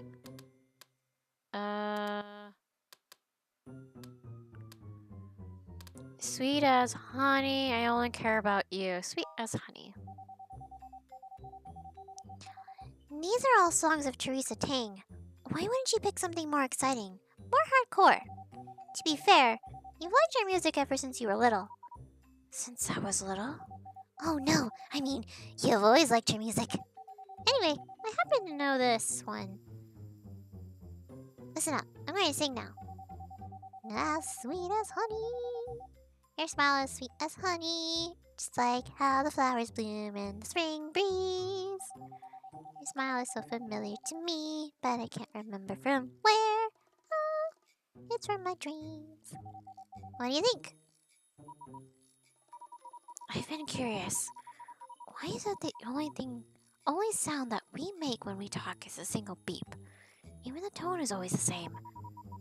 Even when we are singing, it has nothing more than some rhythmic beeping. You're only now noticing that? They're self-aware! Well, we are gods, after all, not humans. We have our own unique qualities, so we should focus on them. Speaking of which, how's work been recently? Oh, it's been going pretty well. My only complaint is that there are so many letters. I've been pulling a lot of all-nighters to finish them. You don't have to work that hard. The humans and we are not on the same timeline. doesn't really matter to them when we handle their letters. The most important thing about being a god is to enjoy yourself. And that's okay. I am enjoying myself. It feels so great to be able to help people. I really am happy. Okay then, as long as you're happy. Oh, by the way, haven't we forgotten about something important? Comb. Ah, there are new letters here. I need to start working. I knew it. Nah, no petties for the doggo. No, they were precious. 有没有搞错？ VR rules. You right. 어떻게 이럴 수가? ¿Qué hice mal? Let's do this guy. Whoa, where is this one? Right over there. What? Okay, let's do it. Hey, I just noticed that there's a cute cat. There is a cat on the litter. This is the first time I've ever seen something like this. Oh, this must be a doodle that Jimmy sketched on the letter. If the doodle is very obvious, it might show up on the letters we receive. What is this that he drew? I think it's a cartoon cat called Sir Spotty. It was pretty famous in their world. We also have it in our dictionary. Well, I didn't know he was a painter too. That's impressive. Something like this barely qualifies him as a painter. Today was Sunday. I climbed out of bed a lot earlier than usual. I wanted to try my brand new VR game before Rocky woke up. And just in case you guys don't know what VR is, cuckoo. Whew. Oh my god.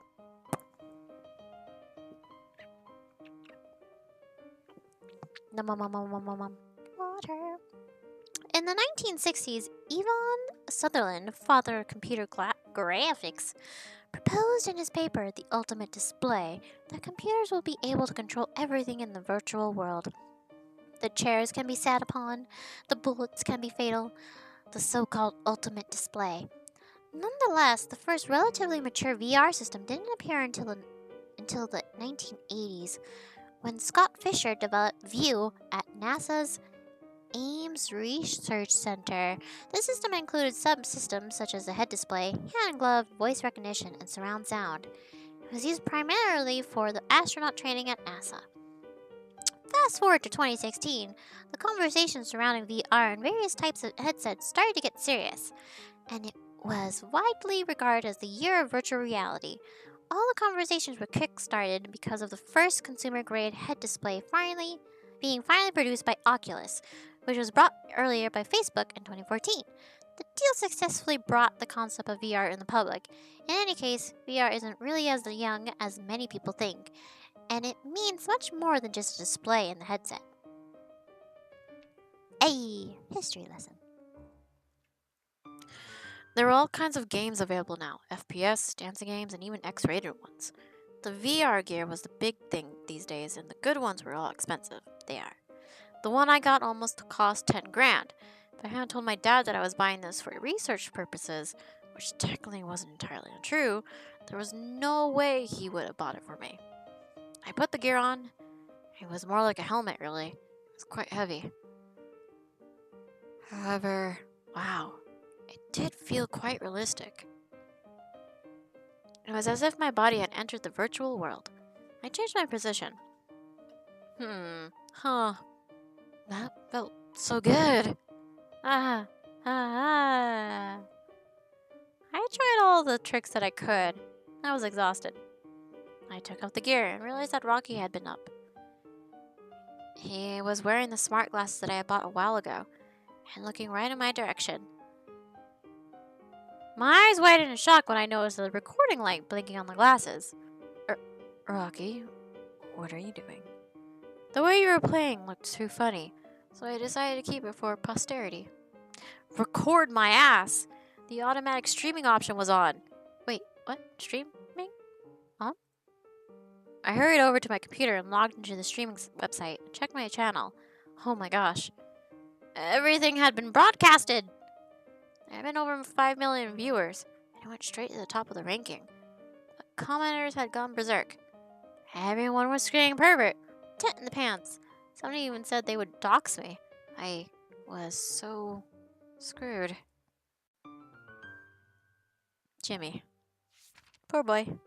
Poor boy. He did all the naughty things. 11 p.m. Warehouse 23, Port of Busan. The warehouse was half full. There was an asphalt barrel in the middle of it that did not seem to belong there. I walked towards it to check its contents. As I had suspected, it wasn't filled with asphalt. A person had been stuffed inside. It was a very muscular man. He was barely breathing. This morning at work, I had received an express delivery. There was nothing but a photo in the envelope, with a time and location written on its back. The same barrel was in the center of the photo. It was at the exact same spot that I was looking at right now with my own eyes. Then I heard scurrying footsteps near the gate of the warehouse, and the clinking sound of guns. Warehouse 23 belonged to the Muson gang. It could not have been more obvious that this was a trap set up for me by Choi Yahan. Yet I had to come. 20 minutes later, the muscular man and I were tied together, sitting on the ground with our backs against each other. The two guards who were in charge of watching us had been waiting for their replacement, but they were so sleepy that they could barely keep their eyes open. It was pretty late after all. Anyone who had to watch two middle-aged men like us, would get sleepy. I quietly cut the rope with a razor blade glued to my sleeve while the guards were dozing off. Then I grabbed the Glock 43 that I hid in my pant leg, and covered it with my palms. Pause. Glock 43, aka G43, is a semi-automatic pistol produced by the Austrian weapons manufacturer Glock-Guess MBH. The standard magazine has a capacity of 6. G43 is a slimline version of the subcompact Glock 26 that features an ultra-compact sliding frame, which makes it the smallest one in this entire series. The extension at the end of the magazine provides additional support at the pinky finger. It helps improve the accuracy of shooting. Accuracy, stability, and compactfulness has made it one of the favorites of undercover detectives and private security officers. Words are hard. Ooh. After years of police work around here, I knew every single warehouse at this port like the back of my hand. All the warehouses from 15 to 25 were large-sized ones. They were usually filled with lots of huge cargo containers, and there was some reinforcement outside to distract them. I should be able to defend myself inside, even with only 6 bullets. They were not the only ones waiting for their prey tonight. This was all part of my plan. There was a shoddy clock on the wall of the warehouse. It made a ticking noise every time a hand moved. The hour hand was almost on 12. The minute hand was 10 minutes away from it. I gave the muscular man a signal in his palm, behind my back, and waited patiently. I handed the gun to him. Lots of noises were coming from outside of the warehouse. It sounded like a lot of people in cars. At the same moment, the minute hand also hit 12. We posted up. I ran towards the back of the warehouse. However, I didn't expect the muscular man to suddenly trip and fall after only a few steps. His legs must be numb and stiff after being cramped up for so long. Those two guards were wide awake now. Multiple gunshots echoed inside the warehouse. They never intended to let us get out of here alive, and there was certainly no reason to hold back anymore. And then I saw holes exploding all over the muscular man's body, right in front of me. Fuck you all, you monsters, bastards, motherfuckers. Go to hell. I turned around and raised my gun. In the chaos, a bullet hit my thigh. Suddenly, all the other bullets still flying in the air seemed to be moving in slow motion. They were so slow that I could even see their rotation and the vapor trails after them. I realized that he had woken up. When I woke up, I was lying in a cheap motel somewhere. I had changed into some clean clothes.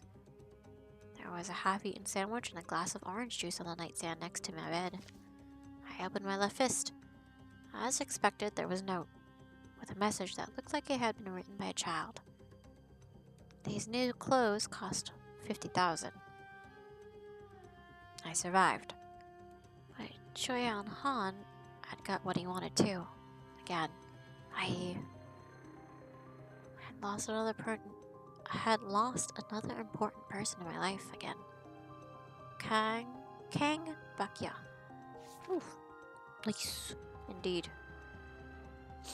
Let's see what we do here.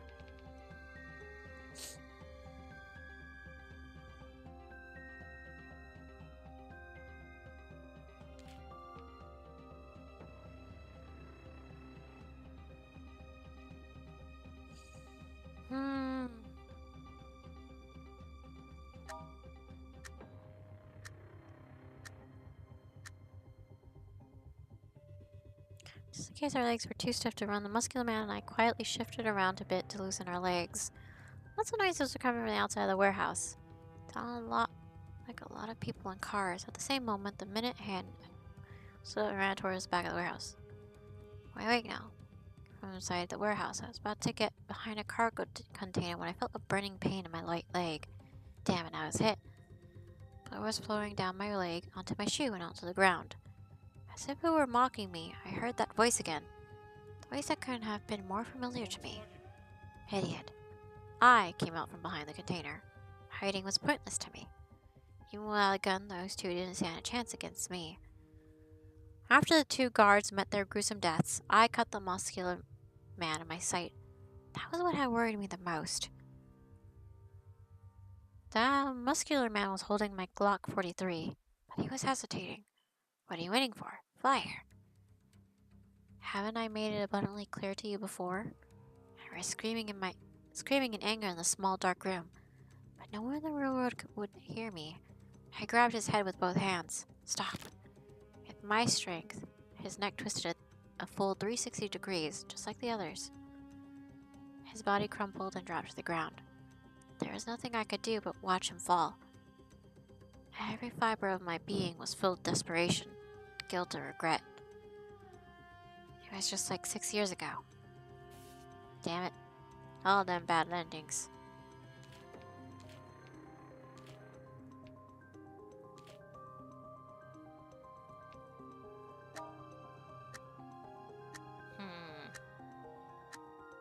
Might have to play around with this.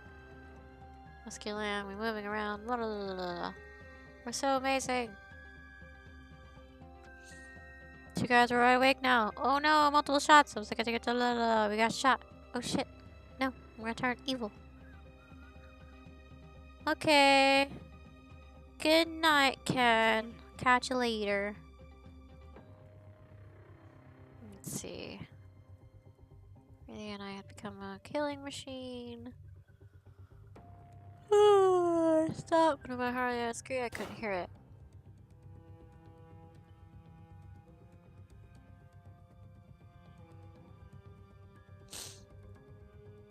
Damn it. Okay, so this time I shot him. Shoot.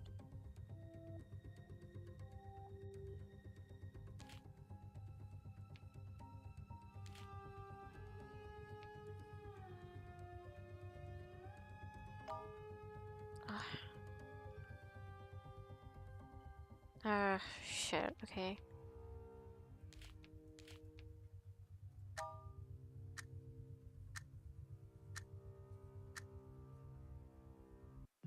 Perhaps they were desperate to try to stay awake. The two guards started watching porn together on their phone, just in case our legs were too stiff to run. The muscular man and I quietly shifted around a bit to loosen our legs. Lots of noises were coming from outside of the warehouse. It sounded like a lot of people in cars. And at the same time, the minute hand also hit 12. We both stood up and ran towards the back of the warehouse. By the time the two guards noticed we were gone, we were already taking cover behind the cargo containers. Anytime now. Just a little longer. The guard with a gun was walking towards the back of the warehouse, and the other one was behind him. I needed to stall a little longer, so I couldn't let them come any closer. I stared at their stretched shadows on the ground. I had the barrel of my gun peeking out from behind the containers. Then I pulled his trigger, and my first shot hit the right hand of the guard in front of him. Seeing their partner hurt and screaming in pain, the other guard stopped moving towards us out of fear, and then the garage gate slowly opened. They were here, right on time. This game was so nauseating, I made the right decision to have my partner carry the gun. I was so wise! But the game felt super boring if you weren't actually shooting or something. I took the 10 grand helmet off and threw it back into the drawer. Rocky was still snoring in his bed. He had probably stayed up last night again for a stalker game. Never mind him. I was going to head out and roam the streets now. Put on my smart glasses that I bought a while ago and sneak out of school. It's just a real three-dimensional world. Ayy, happy endings all around. Okay, there is someone important though, it's you. There was a quiet street in Hong Kong. There was a quieter alley on that quiet street. At the end of the alley, there was a coffee shop with a sign in the shape of a maple leaf. Inside the shop sat its owner, who had a peculiar taste in clothes, to say the least. I still vividly remember the first time I had mentioned that I had met him. He was wearing a pair of red high heels, a pair of skin-tight black leather pants, and a lavish, fluffy fur coat. He had always told us to call him Mama. Mama had saved my life. Not only had he saved me when I was being harassed by a pervert, he even let me work in his coffee shop, and he paid me 3,000 Hong Kong dollars a month. It wasn't much in Hong Kong, but I got to live in the coffee shop. Tell Mama, yeah. Tell Mama, so that I could save up most of my salary and send it back to my brother back in Mexico. I hoped it would help pay for school. There were a few other misfits like me who Mama had taken under his wing. Hang, who could never tell ketchup apart from jalapeno sauce. Raja, who couldn't help singing whenever he picked up a gauntlet. Jack, who would always wipe the table twice. We had different colored skin, and we didn't speak each other's languages, but we had all been learning from each other as well. We would often talk to each other in English, Cantonese, Mandarin, and Spanish, all at once. Miraculously, we usually managed to understand each other pretty well. We always had a great time together. We shared the same bedroom, with 2 bunk beds. Jack slept on my top bunk, and Hang and Roger slept in the other one. My nose! Jack was only 15. He had curly blonde hair and a pair of clear blue eyes. Carlos was a few years younger than him. When we had been in the orphanage, he and I slept in the bunk bed like this too. That was why I liked to stare at the top bunk before I fell asleep. And imagine that it was a 15-year-old Carlos sleeping up there. However, the peaceful days did not last for too long. Only Jack and I were in the shop today. He had just taken the trash out of the back door. Moments later, I heard the muffled sound of fighting and yelling in the back. I ran out of the back door and saw a couple of tall, strong men pinning Jack to the ground, tying his hands and feet behind his back. Jack's lips were bleeding, and he seemed to be unconscious. I wandered back upstairs to find Raja. I knew he was sleeping in the bedroom, but before I could, someone had caught me from behind. Then my face was covered with a foul-smelling piece of wet cloth. When I woke up, it was already deep into the night. Jack and I were locked inside what seemed to be a small warehouse. Jack woke up at almost the same time as me. We both looked out of the window. We could see the blinking neon lights of a busy Melody Hall. If I remember correctly, there was an auction house opposite Melody Hall. Mama used to tell us that the auction house on the street was not really legitimate. Legendary paintings had gone missing. Or that had been illegally smuggled in. The frozen sperm of dead movie stars. Ancient mummies that no one knew the age of. Panda bears? Panda bears! The giant panda are an endangered mammal whose only natural habitat is southwest China. There are fewer than 2,000 giant pandas living in the wild nowadays. Because of their highly valuable status, and gifting or leasing pandas to a foreign country has become a unique diplomatic operation for China. The so-called panda diplomacy. The earliest such transactions could be traced back to 685 AD, when Empress Consort Wu of the Tang Dynasty gifted 2 pandas to the Japanese Emperor Tenmu, along with 70 panda hides. Even exotic-looking young boys and girls. As long as there was a buyer, there was nothing they wouldn't sell. We couldn't stay here. I had been through this once. This time I felt calm. I had to get myself out of here, and I would take Jack with me too. There was only one guard in the hallway. I slammed on the door to get him to come over. I told him that Jack had stopped breathing. He didn't think too much of it, perhaps because he thought we were just a couple of kids. So he opened the door and crouched down next to Jack, who was playing dead. When he reached out to feel Jack's breath, I pulled the gun out of his waistband and pushed it against the back of his head.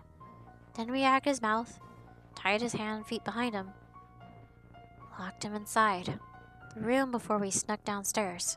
We didn't run into anybody on our way down to the reception desk. Just when I was about to celebrate our good fortune, someone yelled at us from behind. I turned around and saw a sleepy man who was holding a mug. He rubbed his eyes and slammed the mug onto the reception desk when he saw our faces. The alarm went off. I grabbed Jack's hand and started running towards the port as fast as we could. 4, maybe 5 guys came after us from the auction house. There were lots of warehouses and small roads near the port that made up a complex maze. We had to play cat and mouse with our chasers before we could find a secure hiding place. At the southwest corner of the port, there was a recycling center. The center had a fenced-in lot that had piles of garbage in it. Only a couple of overtime workers were operating the crane. They would lift a dumpster high up and then dump everything onto the lot. There were many extra large dumpsters outside the lot. Jack and I had split up earlier, and I waved at Jack from Resistance to come over. The dumpster was empty. "Stop hiding, we saw you."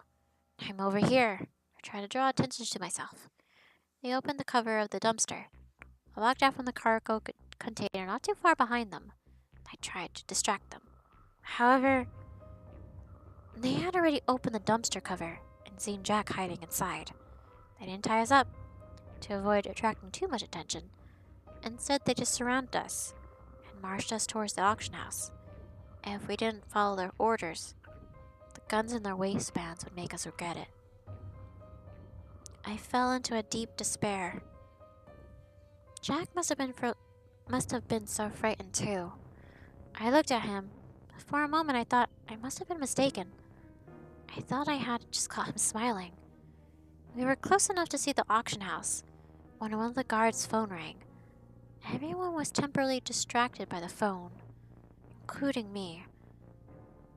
But a gunshot interrupted the ringing. The guard had already fallen down. A bullet had just gone through his head. Jack had just shot him with a smile on his face.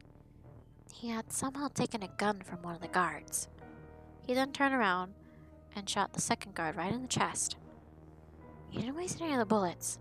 It was almost like magic. Soon, all 5 guards were laying on the ground. Jack looked at me with a casual expression on his face. "Alicia, let's get out of here." I was still in shock at what had just happened. Before I could just say, "Okay," I heard another gunshot from farther away, and then a splashing sound nearby. Jack dropped to his knees, and then slowly collapsed. Bright red liquid was oozing out from the small hole in the middle of his forehead. The young man with the mug was standing behind us at a distance. Only this time, he was carrying a gun instead of mug. He started walking slowly towards us. I held my hands to my head and dropped to the ground, sobbing. "Heavenly Father, why on earth would you let this happen to us? What have we done wrong? Alicia." Let's do this. Hold up.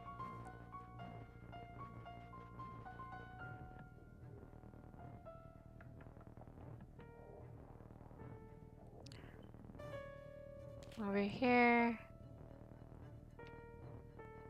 Okay, that's...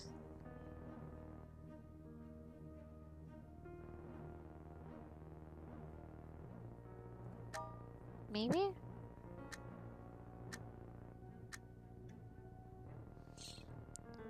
The guard not too far away and tried to distract him. However, they already opened the dumpster cover. There's no one inside. You fool, go get the girl. They tied me up again and went back to look for Jack for a long time. They couldn't find him anywhere, though. In the end, they decided to just take me back first. On the way, I saw a shadow from the corner of my eye. I looked up. A huge dumpster had been lifted up and emptied onto the lot of recycling center. I also noticed a small body roll out together with the garbage. None of the guards were aware of it. They never realized the person that they had been looking for was right under their noses. Jack had always reminded me of my brother. I would often change my shift to the same ones as him. Unlike Carlos, Jack never talked too much. However, I would always still try to talk with him. After a while, we started to talk more and more with each other, though he rarely mentioned anything about himself. Once, I accidentally saw a horrifying burn scar on his back when he was changing. He must have a story that he didn't want to talk about. Another time I had asked him what he would like to become when he was older. He pondered for a while and said, policeman, maybe a doctor. The look on his face was almost like he had been looking at an ocean of blossoming flowers. He had been enchanted by the hypnotizing scent of the flowers. The warm summer breeze was kissing his exquisite blonde hair, and the glowing sunlight was shining inside his sky blue eyes. He almost looked like an angel to me at that moment. I knew he was not just saying that. He had a lot of books. When he wasn't working, he would always be reading in the bedroom. Even when he was on a shift, he would sit behind the bar and read when there was not that many customers. He spent all his earnings on books. Although I didn't think one would be a policeman or a doctor through only self-learning, still I believed that Jack, my little angel, would be able to do it.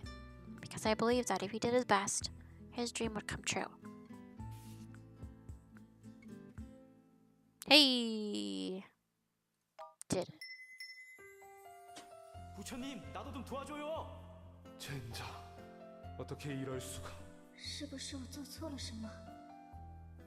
Dios, ¿qué debería hacer? Oof, there's just so much here. So much is happening. Oh my god, there is more. What? No, there's not. No, you already have an ending. Good, you're at S ending, I believe. Yeah, you're good. Oh my god, there's so much! So much! I feel like I'm gonna finish this game. I'm gonna get there. I'm gonna finish it. It was 10 p.m. There weren't many people in the station. I ran down to the basement, pushed open the doors of the armory, and yelled, "Excuse me, I need a checkout handgun." I had been assigned to this position for quite a few days, but I still hadn't gotten a firearm. I had heard that the office was very bureaucratic and inefficient. I suppose people had been telling me the truth. The custodian in charge of the armory slowly turned his face towards me. It looked like he hadn't shaved his wrinkled face for a long time. All of his facial hair was wet with tears and snot. I noticed the TV behind him. He was watching a very popular TV drama, The Descendants. I had to speak at the top of my lungs to tell him that I needed a gun, just not to be drowned out by the hysterically bawling heroine on TV. Although he was still quite invested in the show, the old man still hadn't forgotten his duty. He then explained the rules while holding back his tears. To check out up to and including 2 guns, please fill out a green B2 form and have it signed by the lieutenant of your unit. The firearms will be available immediately. To check out more than 2 guns, please fill out a pink C15 form and have it signed by the captain of the station. The weapons will be available in 5 hours. I took the form. I tore the pink C15 form into pieces. Sir, you've got to be kidding me. 5 hours. It's really a matter of life and death. I just need a tiny, tiny, tiny handgun. I slammed my fist onto the desk out of frustration. Don't slam the desk. The custodian pulled 2 napkins out of the box and then blew his nose and wiped his tears away. He turned around and refocused on the TV screen with the box of napkins still in his hand. The heroine had just been diagnosed with terminal illness. With a terminal illness. It was the hero's turn to bawl hysterically.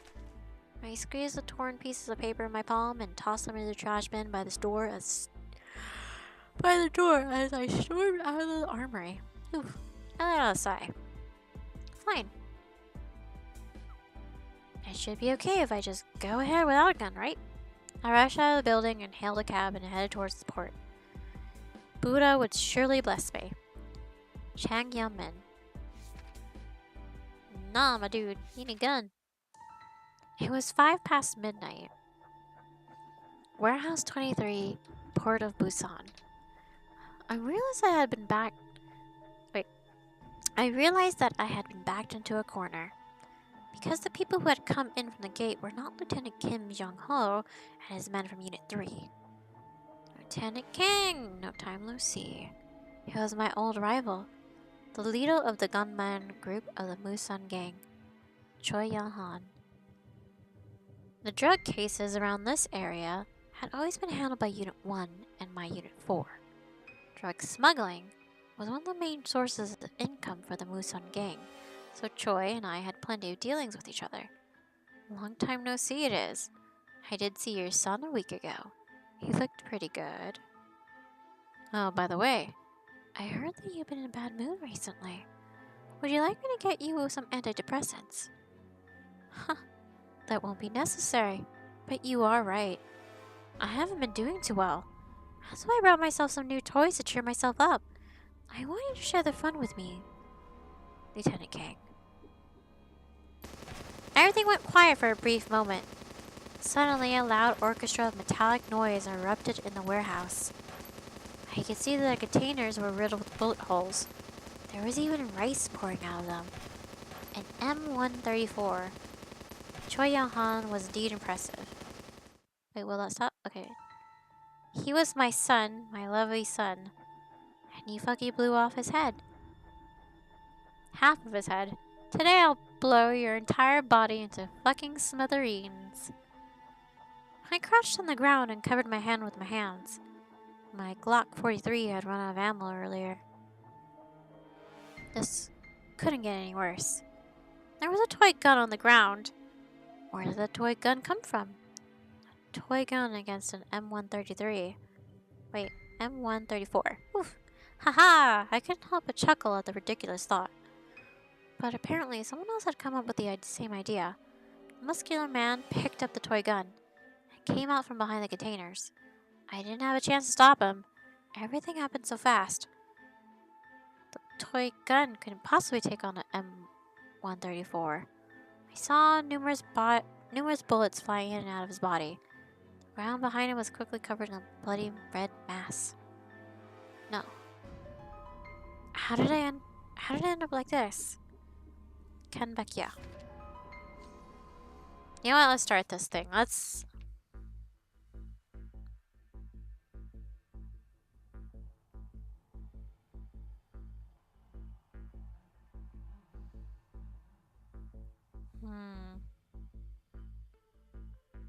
That has to be it. Okay.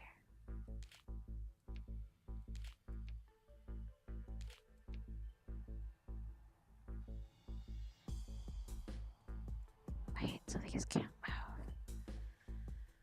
That cannot move, but that's a 3.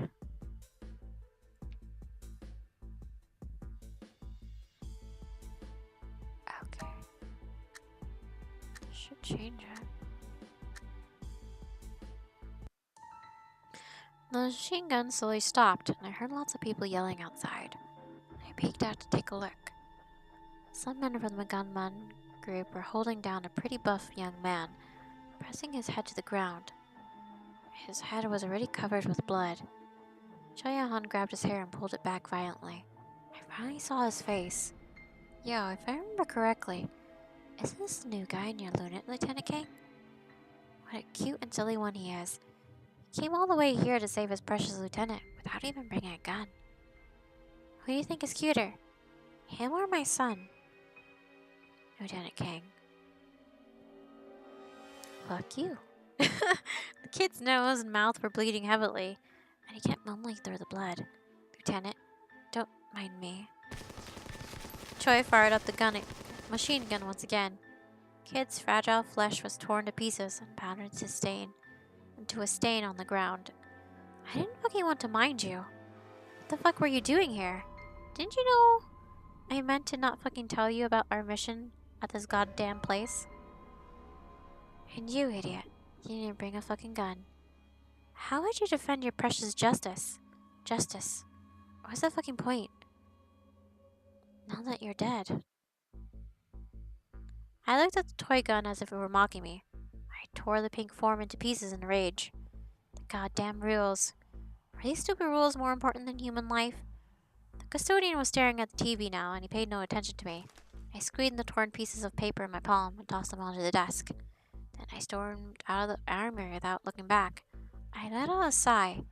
Fine. It should be okay if I just go without a gun, right? I rushed out of the building and hailed a cab and headed towards the port.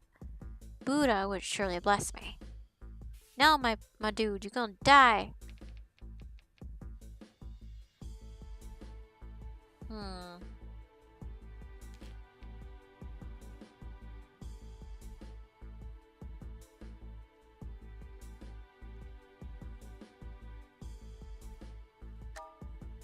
Maybe?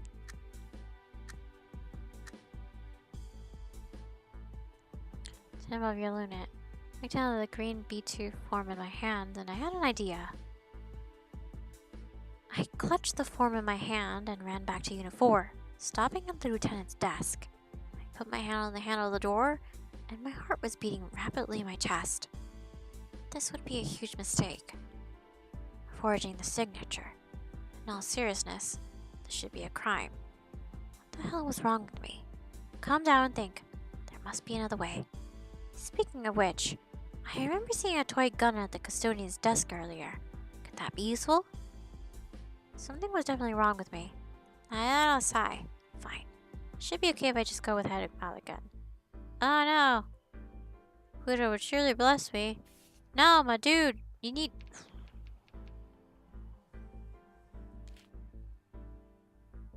You actually need a gun! Okay, hold on, let's do this.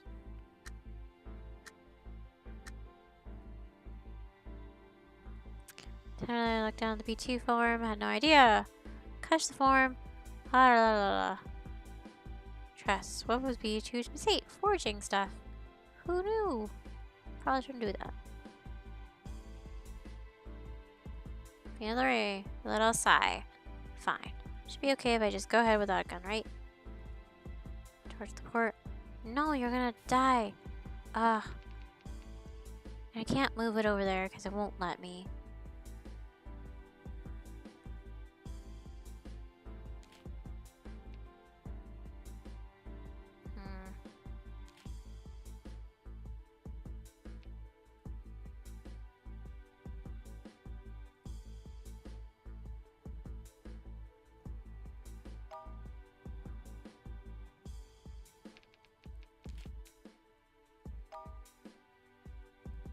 No, because that's all a bad end.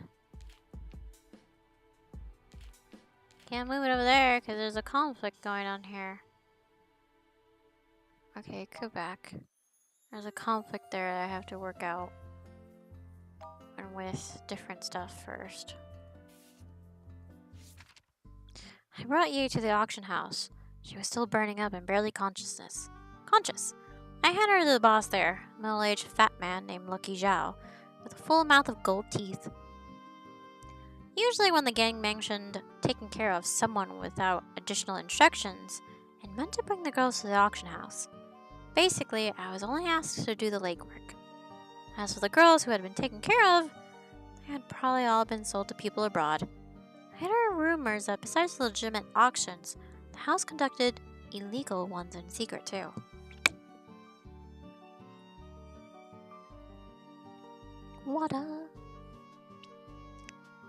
There were many kinds of outlandish merchandise in this building, and that included humans. Just as I was about to leave, I couldn't control my curiosity anymore, and I asked the guy at the front desk, "Hey man, where do these pretty girls get sold off to?" The guy put down the stainless steel mug in his hand. "The people brought here by the Black Dragon Gang? Well, locals are usually just sent to Southeast Asia." Southeast Asia? Why there? Are they sent to be housemaids? Are you stupid or something? Housemaids? Your gang always told us these girls are to be sent to become human sticks. Have you ever seen a freak show? Why can't I click that? An extreme form of torture from ancient China, which was said to be used on concubines by the wife. According to records, after Emperor Gaozhou of Han died, his queen ordered his favorite concubine to be turned into a renji, aka a human stick. During the Tang Dynasty, Empress consort Wu had done the same to a rival concubine before she became the empress. There was a saying at the time, "You might be high at the top one day, but you could fall to the bottom as a human stick." In modern society, there are still criminal rings that kidnap women and children, turn them into human sticks, and sell them to beggar organizations or freak show circuses. It is extremely barbaric. Have you ever seen a freak show? They have no tongues, eyes, arms, or legs. They have nothing but their torsos left, and they're locked in a cage. I almost threw up. That was the first time I had ever heard the phrase, human sticks, and I eventually figured out what it meant based on the descriptions. I would rather die than live like that. As a Catholic, I always been taught to always do good deeds so that I could be absolved for my sins and go to heaven. After joining the gang, I had done many bad things, but I could never be involved in something so evil. No, I couldn't just let Yi suffer for this. Damn it, if only I had brought her here. These people would never willingly let her go now. I had to get out of here and then try to explain to Mr. Quan. Hey, I just remembered. Mr. Quan wanted me to tell the girl something. Ugh, what for? She's on the 4th floor. Make it quick.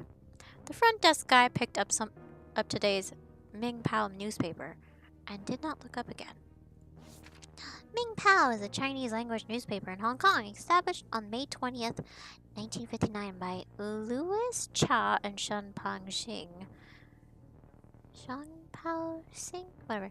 The paper covers local issues in Hong Kong as well as mainland China international affairs. The paper supplement Century is among the standouts in Hong Kong newspapers and mainly focuses on discussions of the arts, literature, and political columns. The main demographic of its readership are middle-class families, professionals, and executives, and is considered a signature newspaper for the educated elite. However, some people are also regarded as a trademark for pretentiousness. As I was climbing up the stairs, I thought that I heard people crying. Were those the girls that were being sold? A strange thought suddenly hit me. Could it be possible that Alicia had also been sold here, just like these unfortunate people? The thought had come out of nowhere, but I felt extremely unsettled. Oof. He had been locked in a room at the end of the 4th floor. The guard had stepped away for a moment. Her entire body had been burning up. I woke her up and helped her into my own clothes and shorts and shoes. I kept reminding her to be careful while we snuck out of the building. Poor girl. With a fever like this, she would probably die on her way to Southeast Asia if I didn't help her. I thought she was ready to go when she turned around and hugged me. Did I forget something? Alright. Pulled the brim hat on my head off and put it on her almost bald head, which had been shaved by Mr. Quan. It was a real shame that he had done it to her. She looked really pretty with long hair. He tried her best, got herself together, and left the room. Well, now was the difficult part. The auction house was quite big. Not only would it take a while to exit the building, even if she got out, the guards would easily catch up to her while she was still nearby. I had to get her more time to escape. I scoured the room. I couldn't find anything I could wear. Nothing but a long wig. I'd never seen a wig before. I found it a bit amusing. But there weren't many clothes. I couldn't just be naked, could I? I picked up her dress. The dress ripped in the back. I sat down with my back towards the door. I loosened the hair and let it down. I sat down with nothing but my boxer shorts on. I tried my best to keep calm. There was no other way. The dress ripped apart the moment I tried to put my legs in. Why did I even try it? I knew I wouldn't fit. I should have kept it intact as a memento. What an idiot I was. I heard footsteps getting closer and closer to the door. I swallowed nervously. I saw the guard's shocked expression through the small window of the door. I heard him scream. Then I heard the alarms. Yi had not been able to leave the building yet, and soon she was brought back. And now I was thrown out onto the street with nothing but my boxer shorts. Damn it. I couldn't just do nothing and let Yi be sent to a living hell. Lord, please guide me. Carlos.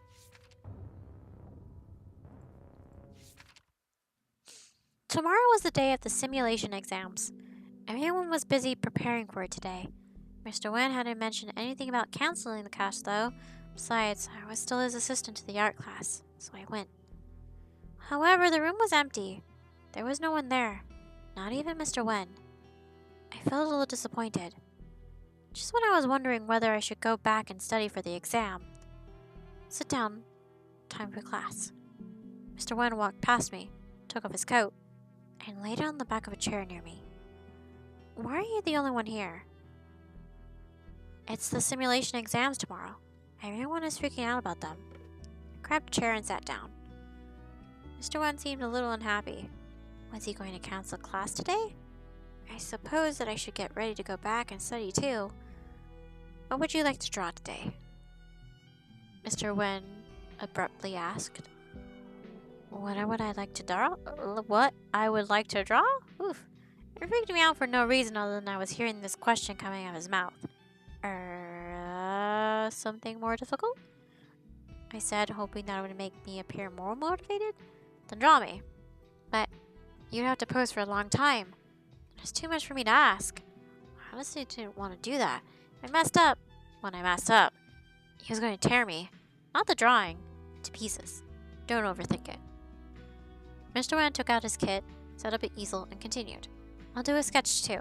I'll draw you. After making sure that my ears weren't lying to me, I sprang up from my chair. Wait. Let me show change first. I sprinted out of the classroom.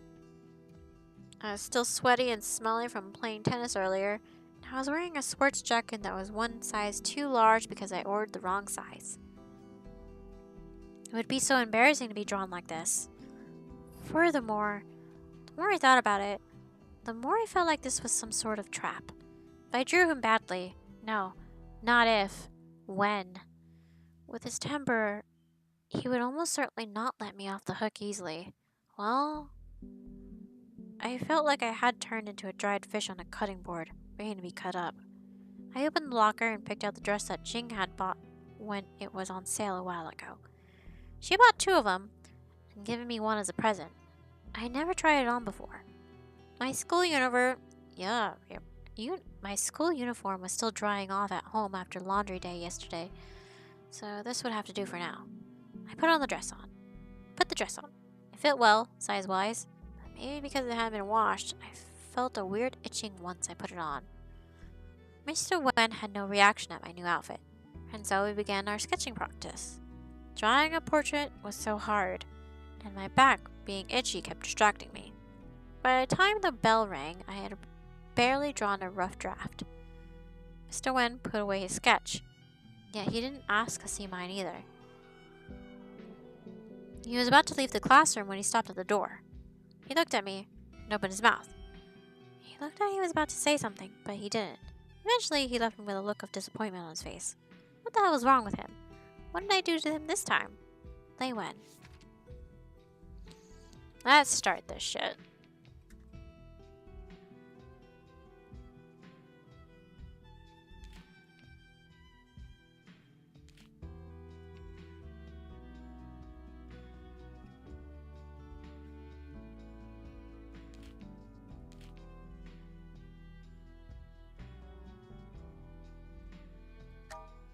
Maybe this will work.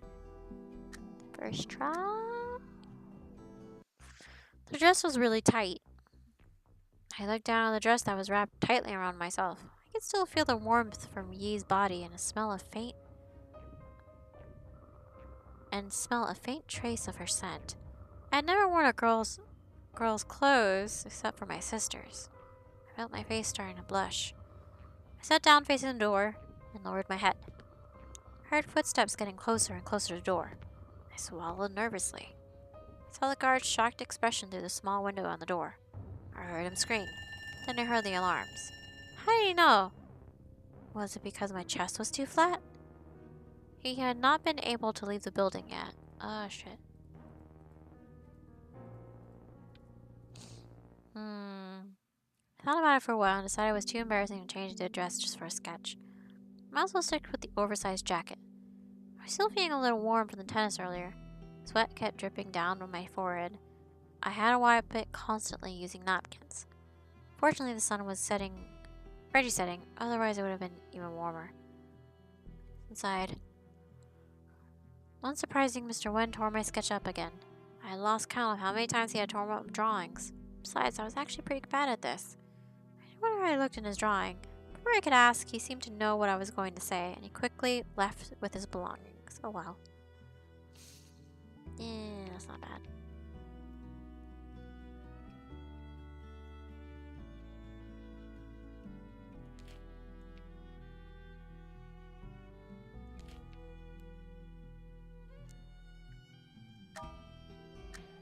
Maybe this? Just really tight. I looked down at the dress that was wrapped tight on myself.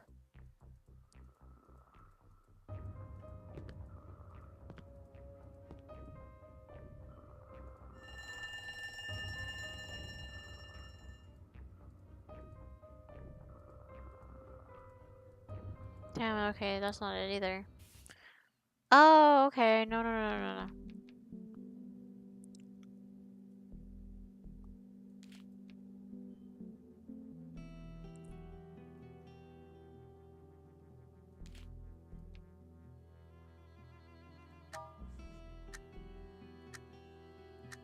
This should be better.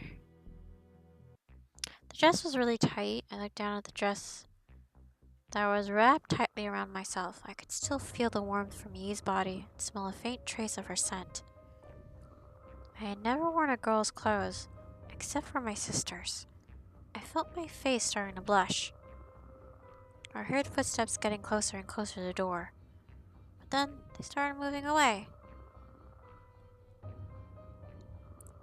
Okay, good night, Seeker. A few minutes later, I saw Yi leaving the building through the window. She walked out of the gate, turned to her right, and slowly walked out of my sight. She kept walking in that direction for another couple of kilometers. She should be on the turf of the Blood King. I finally felt relaxed. May the Lord bless you, Yi. Now that Yi had got away, I didn't need to worry about my own escape. When I was at the orphanage, I'd always been the fastest kid. We used to go up the hill to hunt rabbits. The other kids would take a whole day, but I only needed 3 hours. Bye, Seeker. The Mexican rabbit, also known as the volcano rabbit, is an endangered species endemic to Mexico. The rabbit is only native to 4 volcanoes just south of Mexico City. It's Tatzicotl, El Palado, Popocatépetl, and Tlaloc? I don't know. They're commonly found at higher altitudes, pine forests, alder forests, and grasslands around 2,900 to 3,600 meters above sea level. It is the world's second smallest rabbit. It is crepuscular and highly active at twilight, dawn, and all times in between.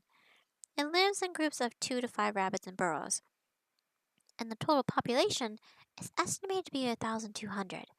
The most famous rabbit in Mexico is the volcano rabbit, and since it is highly endangered, the rabbit that the locals hunt the most are usually slightly larger Mexican hares.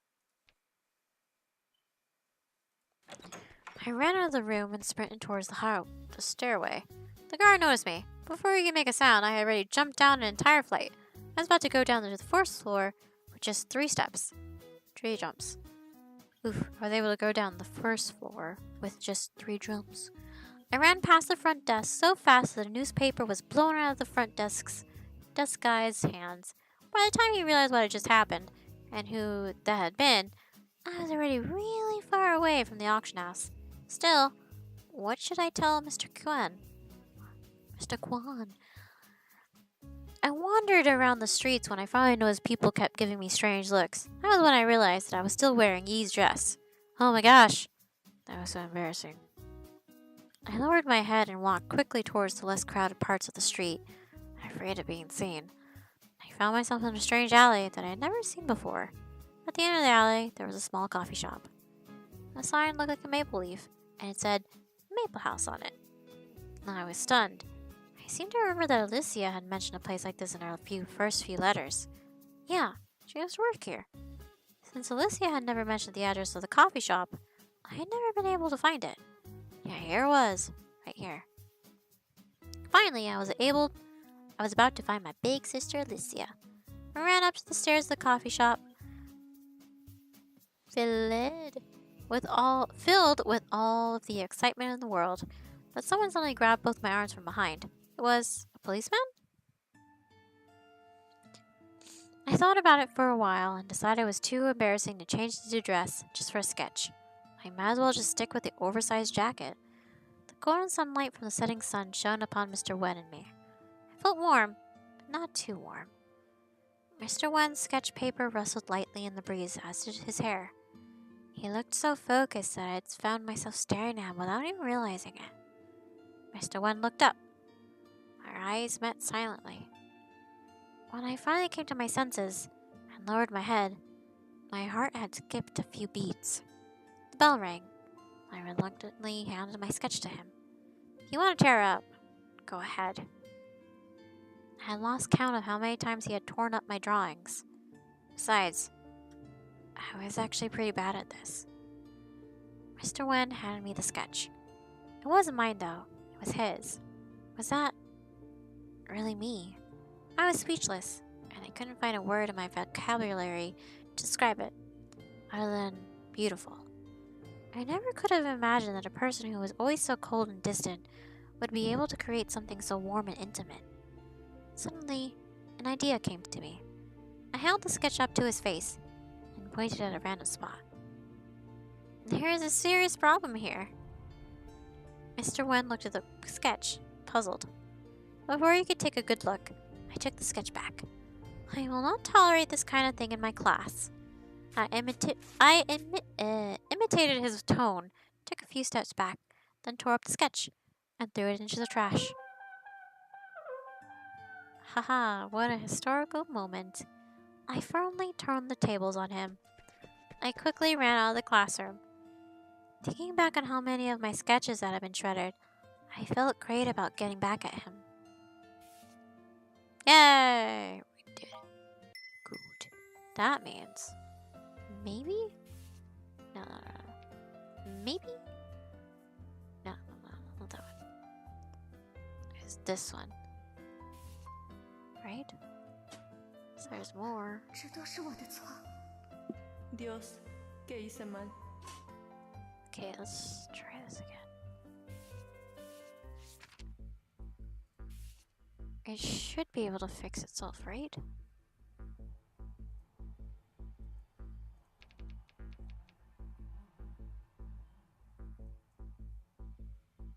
Wait.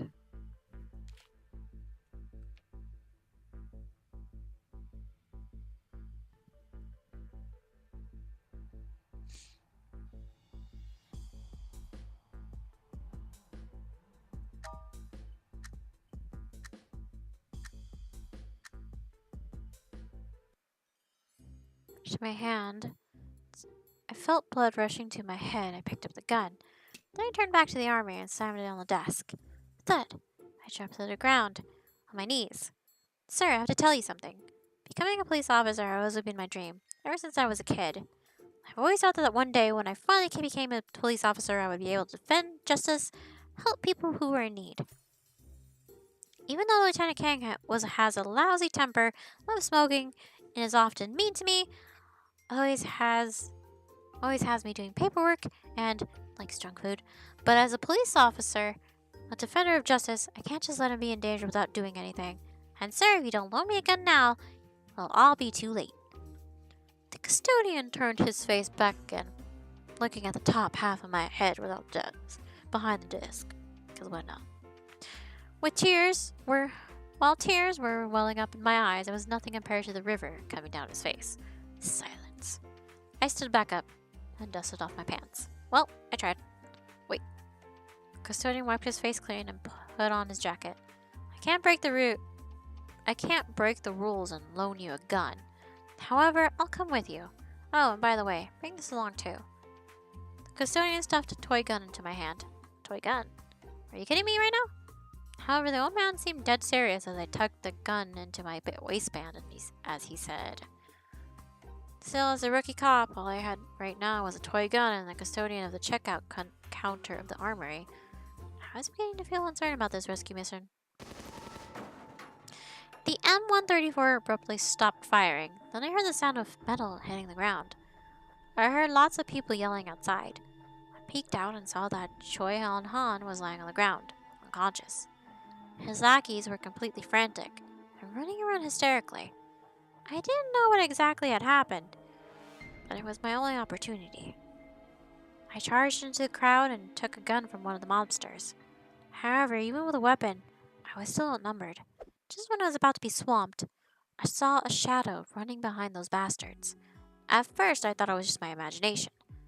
But then the bastards suddenly began falling to the ground one after another, and a familiar yet annoying figure jumped up onto a huge cargo container. With his left hand beside his waist and his right hand waving some kind of strange white cloth, he shouted to the entire warehouse, "Listen up, you evil bastards. Today is the day that you're going to see justice being served by me. I'm going to arrest every single one of you and bring you all to the police station." I was 100% sure now. The only person who could say something like this without any irony was him. Who knew the kid had some talent, despite always seeming a little off? Thanks to him, half an hour later, the only people still standing were all from our side. I tossed another empty gun on the ground. One of those bastards were lying near my feet, and I saw half of a pack of cheap cigarettes. I wasn't feeling picky at the moment, so I lit one for myself. It seemed to help the exhaustion a little bit. What a night. I would need a beer when I got back before I went to sleep.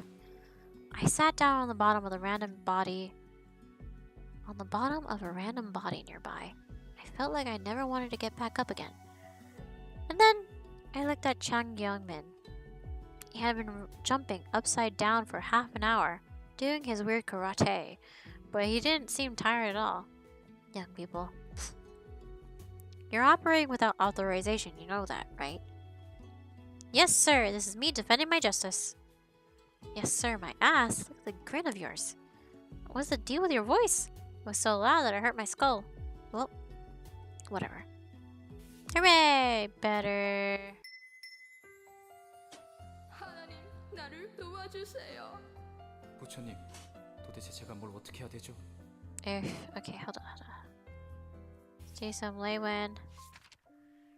The simulation exam was only hours away, and I'd been lying in bed all night, unable to fall asleep. Every time I closed my eyes, I could see the sketch that Mr. Wen had drawn of me earlier. It was so beautiful. Maybe I should go to school earlier tomorrow so that I could try to find it in the trash can. I got out of bed, walked across the living room, and grabbed a box of chocolate milk that Rocky had paid me. The moon seemed especially round tonight. I leaned on the railing of the balcony watching the moon and drinking the milk. Mr. Wen's place was to my right. The light was still on. Ever since I had learned that Mr. Wen lived next door, I would often involuntarily wander onto the balcony to watch the view outside. However, I had never seen him out here even once. The curtain was always closed behind the glass door to Mr. Wen's living room. I couldn't see anything inside, except to tell whether the lights were on or not. It was almost 1 a.m. The lights were still on. Oof. I didn't know that he could be up so late, despite his lights usually still being on when I had gone to bed in the past. What was he doing at this hour? It couldn't be because of what had happened earlier today. It had been only a joke. I suppose I should apologize tomorrow. I suddenly heard a muffled sound. Then I noticed that his curtain moved slightly and saw a hand appear at the bottom of the glass door. It was Mr. Wen's hand. Murder? Shut up. What was I thinking? I immediately called for an ambulance while I knocked on his door, but nobody responded. No one answered his phone in the manager's office either. I heard that people could pass out for many reasons, but the best opportunity for first aid only lasted for the first 5 minutes. It might be too late to wait for the ambulance to arrive. I grabbed a rope on the balcony and tied one end around my wrist. I tied the other to the railing.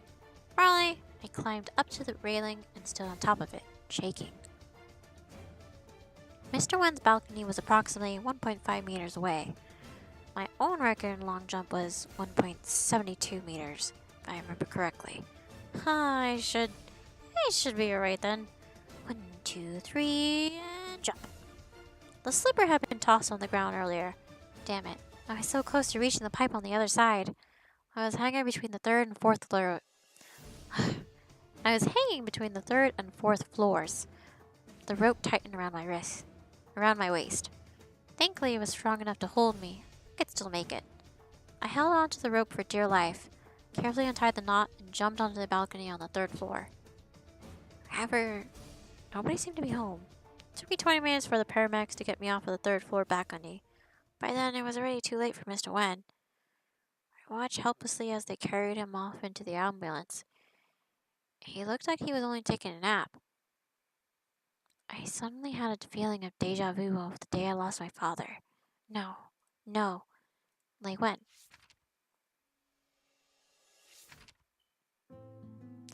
If someone asked me what I wanted the most at this moment, I would say freedom. As for the thing that I wanted second most, I would say death. 2 months ago, a short and skinny old man had bought me from a human trafficking auction house and brought me back to his mansion. At first, I thought he was just like most of the other buyers. I had only been looking for some exotic playthings, but I soon found out that he was much more frightening. His name was Money Jia, an infamous local millionaire in Hong Kong. On the surface, he was the owner of a chemical plant, making his bucks from pharmaceutical research and development.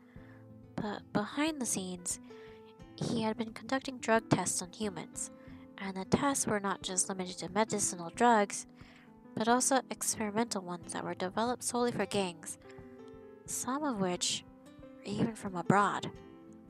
What he had spent in buying us was nothing compared to the profits he could make off of us. All of his test subjects were people he had purchased from the auction house. None of us had any legal status. Therefore, nobody would care who we were or where we had gone. It was like we had evaporated from the face of the earth. There were both men and women among us. Sometimes a woman might get a little lucky compared to the men. If the girls were willing to become a concubine, they would be spared the fate of trying the more dangerous drugs. Rose had been one of the concubines. She had still died, though. I heard she had OD'd. After her death, her body was taken away like everyone else before her. She just disappeared without a trace. I'd rather die from poison than become another Rose. The people who had made the same choice as I were all been... okay. Oh god, this English. The people who had made the same choice as I had all been locked inside the dungeon. There we go. They had tied our hands and feet to the bedpost with our bodies spread eagle. Everyone had been tied down in a separate room. However, the air ducts in the room were all connected. The air was filled with the smell of rotten flesh and death. Every few minutes I could hear horrifying screams coming from the distance. I had had a fever for the past couple of days. I heard them saying that the drug they had given me was defective, and if my fever didn't come down, I would die. To make sure they could extract as much profit out of me as they could, they had assigned a new doctor to me. He had been checking up on me every day. The doctor seemed bookish. He might be a good man. In my haste, I tried to talk to him. He never responded, so I kept talking to myself. After setting up my IV, the doctor hung the bottle of medicine on a makeshift IV pole, which had been made out of a rusty water pipe. Then his phone rang. He walked to the hallway outside and half closed the door. His medicine kit was near my pillow. There were 2 bottles in the corner of the kit. One was sleeping pills, one was poison. The doctor was still answering the phone outside. The day had finally come. If I could just grab the bottle, I could carry out the plan I'd had in my mind for a long time. The rope was loose. I grabbed the pipe firmly. I wiggled my left hand on the loosened rope and reached for the kit. I grabbed the bottle closer to my left hand, the sleeping pills. I twisted the cap off with my left hand and poured the entire bottle into my mouth. It was so painful. Then I lifted the pipe and smashed it down on my own head. I could finally end this life in hell. Carlos, I'm sorry. Alicia can't take care of you anymore. Goodbye forever, Carlos. I didn't know how long had passed. I was so surprised when I woke up. I had an oxygen mask on my face, and IV tubes inserted in my arms. Some familiar guards and doctors were standing next to me. They had tied my hands and feet to the bedposts, with my body spread eagle. The air was still filled with that rotten smell. I closed my eyes in desperation. Heavenly Father, what have I done wrong? Alicia.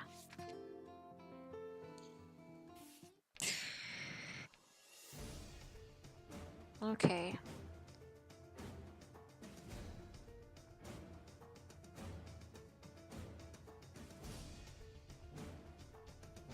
Deserter had been tossed on the ground earlier. I grabbed the rope firmly.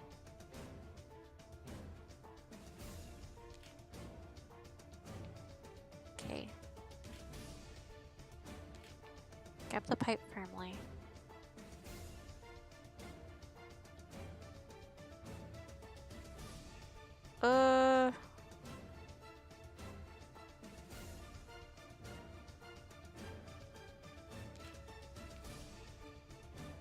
Shit, those can't move. Okay, this is the only thing that can come up with that's, like, viable? I wiggled my left hand on the loosened rope and reached for the kit. I grabbed the bottle closer to my left hand. It was almost the size of half of my palm. I needed to hide it somewhere. The doctor came back for his phone call, and I was still lying on the bed all spread out, my eyes closed. But when he checked my forehead, I winced. Seeing my strange reaction, he carefully examined his medicine kit again. I noticed the missing bottle. There was no other furniture in the room except for the bed that I was sleeping. I was like, on a pillow. Alright, it's as if nothing had happened. Continued. The wind was strong that night. I held out the pipe and climbed onto Mr. Wen's balcony. Mr. Wen had fallen to the ground in his living room.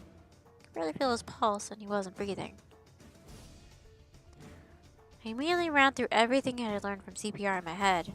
I put both my hands together, placed them upon his chest, and began pressing. 1, 2, 3. I used as much strength as I could with every press. Ugh. Words. I used as much strength as I could with every press. I just hoped that I wasn't too weak to save his life.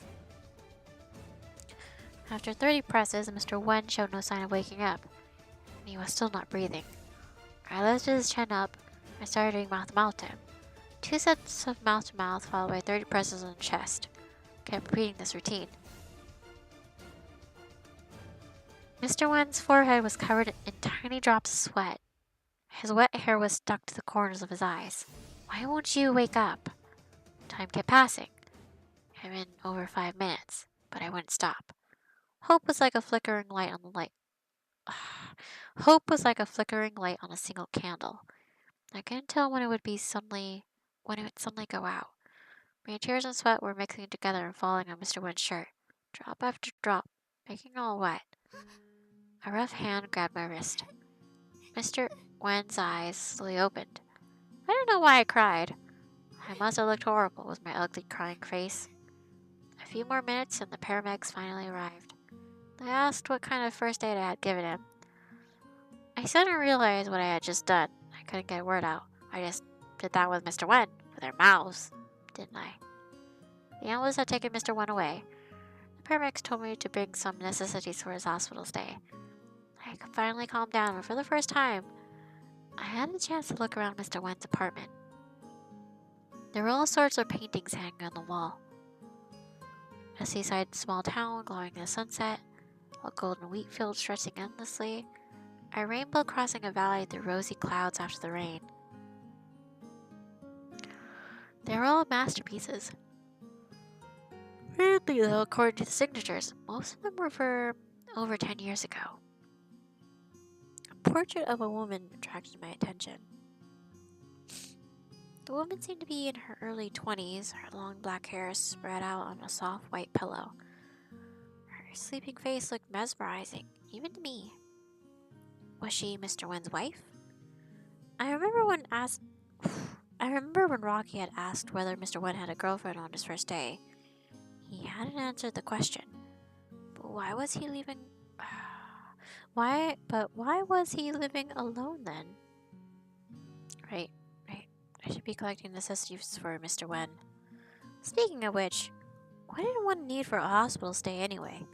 Pajamas, underwear, toothbrush, toothpaste, towels, slippers, razor, face wash, napkins? I scoured the kitchen and the bathroom thoroughly.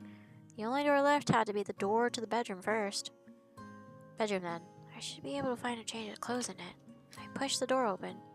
To my surprise, what was behind the door looked exactly like what had often happened in what had appeared in my dreams. It was a graveyard of paintings, torn apart, painted over. Pieces so small that they were completely unrecognizable. The remains of various paintings nearly completely filled the room. In a corner of the room, some blankets lay on the floor, with some clothes folded on top of them. Was this where Mr. Wen usually spent the night? The room made me feel nothing but sadness and utter despair. They were so much alike, Mr. Wen and he. Okay, gonna have to do this over again.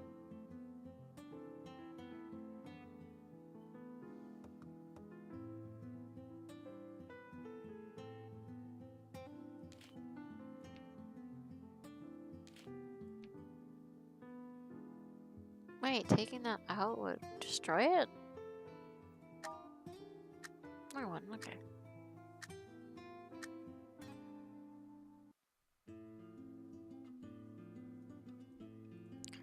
Secret house. It's almost the size of my palm.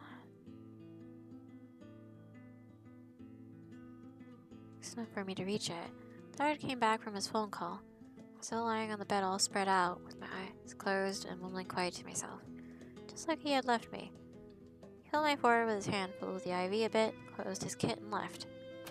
I opened my eyes when I heard the door close. The bottle of sleeping pills was still safely hidden inside the slipper. I know that as long as I do my best, my dream will come true. Yeah, I did it! Holy potatoes. Okay, there's still more though. I'm getting sleepy. Oh no. My dad had a bad temper. He often hit my mom and me. One day I knocked him out with a bottle to help Mom. I thought he would beat me up once he woke up. But I never expected that people from a mental hospital would show up at my door. These strangers were here to take me away. Mom was not at home. I could still hear the last word Dad ever said to me. Bastard. I was not ill. I was taken to the hospital because I was a bad child. However, everybody here would insist they were not ill. Besides, the male nurses here were all as strong as bears. They could lift me off the ground with a single hand. There was no way I could escape from here. I was put in a very small room alone. There was a desk, a chair, and a simple bed. The sheets and blankets looked yellow, and they were covered with stains.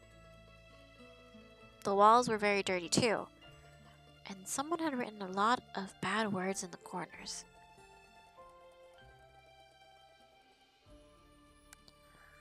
I would try to talk with the female nurses just to get through the day. Soon I realized as long as I kept saying nice things about them, they would tell me anything I wanted to know. I had learned from them that the hospital was not too far away from my home. They said that the president of the hospital was a relative of someone important in the government. That was how the hospital had received a lot of government funding, but the president had pocketed most of it for himself. They also said that the president was rarely here. The person who was really in charge was the vice president, Dr. Lee Young-seok. I don't know. Dr. Lee was an expert in his field, and he always looked out for employees. If it weren't for him, the hospital would have closed down for a long time ago. It was Tuesday. I had been here for 2 days, but I hadn't seen one doctor yet. If I could have Dr. Lee examine me, maybe he would know what I was really... Maybe he would know that I wasn't really ill and let me go home. Around dinner time, I was waiting for the dinner tray to be put through the door when it opened. A tall, slim male nurse stood at the door and said he would take me to see the doctor. I never seen him before. He probably worked in another building. I followed him downstairs across the garden and into another building. He walked up to the 5th floor and stopped at the door of the office. The name tag on the door said Lee Young-seok. I sat nervously on the medical stool. It was very dark inside, and no lights were turned on. I could smell a faint scent in the room. It was only the two of us in the room. He asked a few simple questions first. To prove I was a good child, I answered all the questions honestly.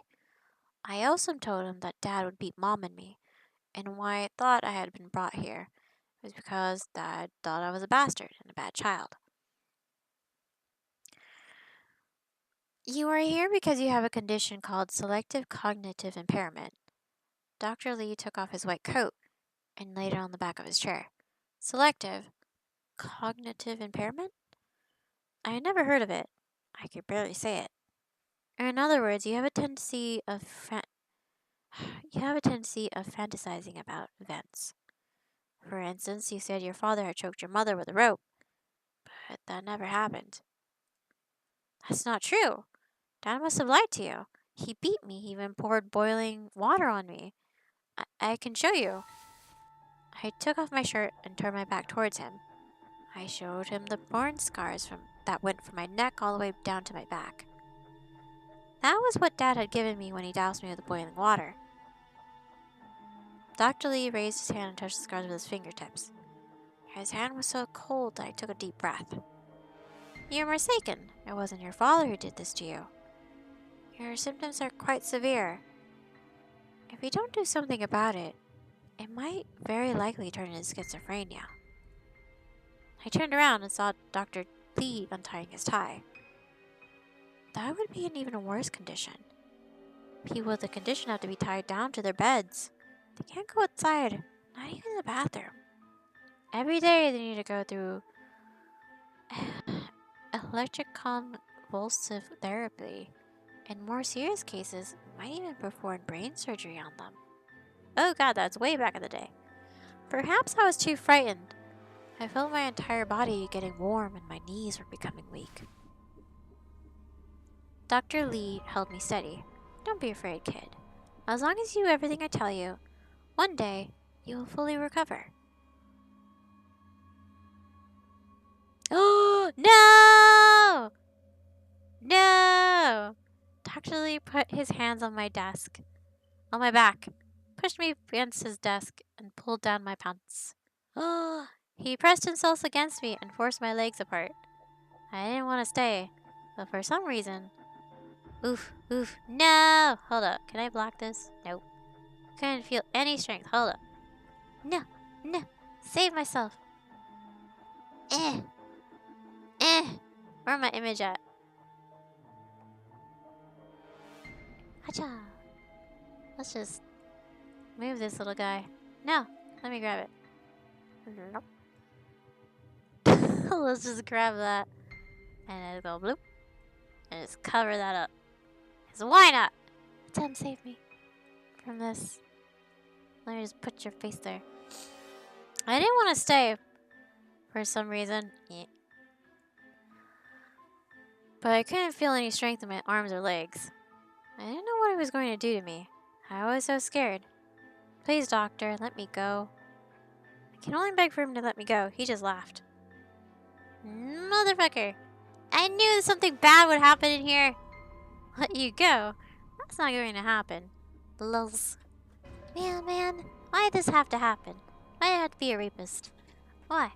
You're here because of a lot of money. Money. Suddenly, an excruciating spinning pain washed over my entire body, and my brain stopped thinking. I couldn't hear anything he said afterwards. All I could hear was some deafening buzzing noises in my ears. Oof. A full-length mirror was hung on the wall on the right side of the room. I could see two pale bodies lit by the moonlight in the reflection. Ugh. I raised my hand, hoping that the smaller body in the reflection would turn out not to be me. But the person in the mirror, whose face was crying and twisting in pain and despair, slowly raised his hand too, just as I did. No. I struggled to move my arms around. I pushed the files on the desk away, and then I felt something. A gun. I actually was sweating heavily, and I didn't notice what I was doing at all. I put my index finger on the trigger and raised the gun, shaking uncontrollably. I turned to my right. I pulled the trigger. The mirror suddenly shattered into pieces and scattered all over the floor. Dr. Lee was seriously startled. He twisted the gun out of my hand and threw it into the medical stool. The tall, slim nurse opened the door and peeked inside.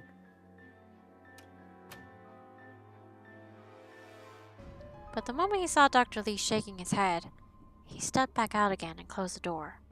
Whew! Hello, I'm back! Oh my god, it was still just the two of us. Nothing had changed.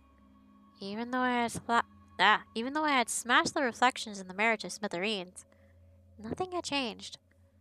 I saw numerous blue eyes in the numerous broken pieces of the mirror. All of those eyes belonged to me. I was in the mirror. So, who was the person that was outside of the mirror? I couldn't seem to recognize him. This yellow-haired child. Who was he? Park Sang-gun. No, precious baby child! Why did that have to happen? Why? Oh my god. Okay, fine. Whatever, game. Be dark. I had finally seen a true marksman today. The custodian who loved a soap opera so much that he could bawl his eyes out had averted Lieutenant Kang's crisis with just a toy gun. And it was from such a distance. Forget about being a toy gun. Even with a real gun, it'd be incredibly hard to hit the temple of your target. If I had come by myself, everything would have been over by now. I hadn't realized that I couldn't shoot a gun until I enrolled in a police academy. Every time I tried to aim, I couldn't calm down and concentrate. No matter how hard I trained, I couldn't improve my shooting performance. Oof.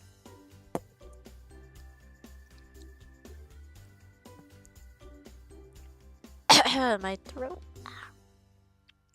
The academy even sent me to a specialized psychologist, although we didn't find anything wrong.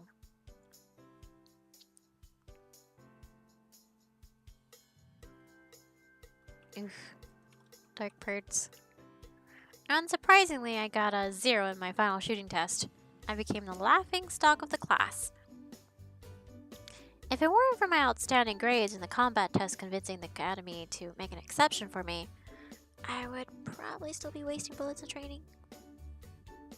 Guns must simply not agree with me. There couldn't be any other explanations. The custodian had gone back to the police station. All we needed to do was wait for the reinforcements from the station and clean up the mess. By the way, even though I wasn't good with them, I could still appreciate guns. I still thought I would feel great if I could have one with me all the time. I was playing with a gun that I had just picked off on the ground. It must have belonged to one of the losers. When I was feeling a little drunk with the power in my hand, a stranger walked out of the shadows behind the cargo container. Oof. It was a huge, muscular man in the 40s or 50s. He was wounded, but both the tattoo on his bald head and the scars on his corner of his eyes were telling me that he would not be afraid of a fight. I held the gun steady and pointed at him, when Lieutenant Kang casually said, "One of us. He's one of us." Lieutenant Kang was sitting on top of some passed-out lackey in a pink striped shirt. He was holding half of a cigarette in his hand, and he had just exhaled, oh my god, a puff of murky white smoke. I was shocked. This person didn't look like a police officer at all. Well, I suppose they were all birds of a feather. Uniform must have plenty of weirdos like him. I lowered the gun, stood straight, and gave him a salute. "Sir, I'm Shang Youngmin. I was just signed a Unit 4 a few weeks ago. It's a pleasure to meet you." "Pleasure to meet you too." It wasn't the hulking officer who had responded. It was Choi Yo-han who was standing behind him with a gun pushed up against his head. Did you all think it was fucking over? He held his hand against the officer's temple, while rubbing his own bruised arm with the other hand. Crap. Had someone forgotten that he had only been shot by a toy gun? How could I have made such an idiotic mistake again? Lieutenant Kang slowly stood up too. His cigarette was still burning, but he had no interest in smoking it again. Now those are the kind of looks I like. "Kid, raise your gun." I wasn't sure what trick he was trying to play, but I involuntarily held onto it more firmly. "I'm giving you two choices. Use Lieutenant or this meathead here. Use your gun to make your pick. Put a bullet in his head, and then we're done. Don't play any tricks on me." What? I must have heard it wrong. I had never been trained for this scenario back in the day. Back at the academy. Chao Yo-han chuckled. "Oh, also, I'm the kind of person who doesn't have too much patience, so I'll give you 5 seconds. How about that? Let's begin the countdown. 5. I slowly raised the gun, while my arms suddenly felt like they had just been filled with lead. On one side, it wasn't the senior officer whom I had just met. On the other side, it was Lieutenant Kang. What kind of sick joke was this? I must calm down and think. There must be some other way. But I only had 5 seconds. 4. Lieutenant Kang was standing to my right. The cigarette in his hand had already been burnt out. He was standing there completely motionless, like a statue. Our eyes met in midair, but time kept flowing. My hands were shaking. 3. I pointed my gun at Choi Yo-han. I tried my best to aim at his forehead. Could I make the shot? 2. The officer looked at me calmly. He seemed to be telling me with his eyes, "I trust you," but I couldn't trust myself. 1. Huge drops of sweat were rolling down my face. No, I couldn't make it. I gave up. The officer's head exploded right in front of my eyes. Then the gun barrel turned to me with the silver of smoke still coming out of it. Choi pulled the trigger. The bullet hit me and knocked me over onto the ground. Ken Bak-ya, how does it feel watching your men die in front of you, huh? Lols. When I felt my eyelids getting heavier and heavier, I couldn't see the expression on Lieutenant Kang's face. The voice of Choi mocking and taunting the lieutenant was getting farther and farther away too. A few weeks later, I woke up in Busan Metropolitan Hospital. Tubes were cutting out from every part of my body. The EKG machine was beeping steadily next to the bed. Captain Gong told me that when he visited me, that I was the only survivor from the warehouse. How could this have happened? Someone please tell me that this was all just a dream. Please, Buddha, they were all good people. Please, Please help them. Chang Yeomin. Okay, let's start this. Let's save these boys.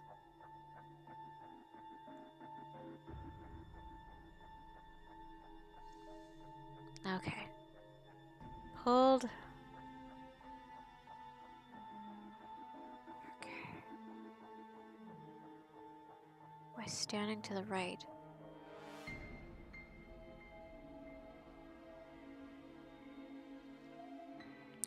You have to pull the trigger.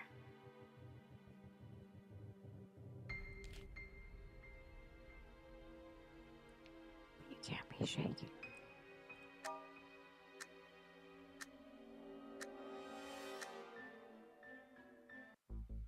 Three. Chang Yahan, I tried my best to aim at his forehead. Could I make the shot? Two.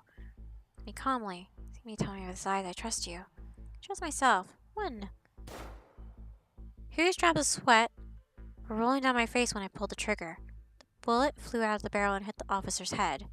And it exploded right in front of my eyes. She a funny kid. Why don't you consider joining us? Ah, fuck.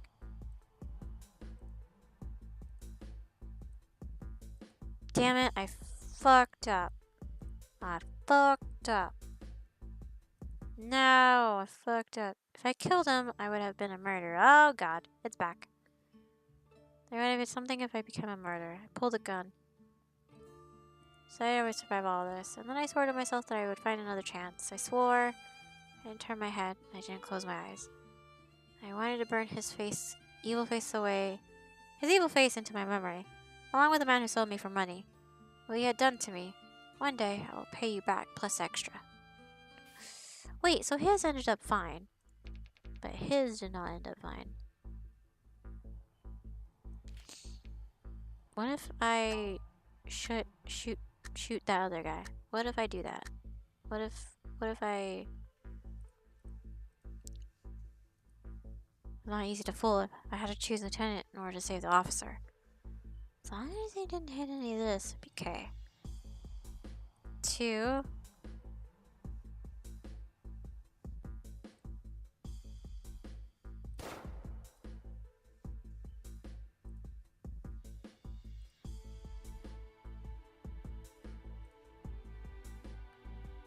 Made things worse. Pull the triggers with his finger. Damn it!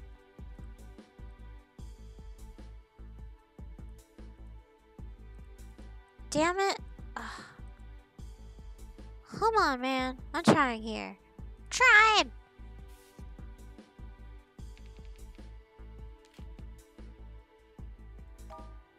Nope, still the same. Okay, how about...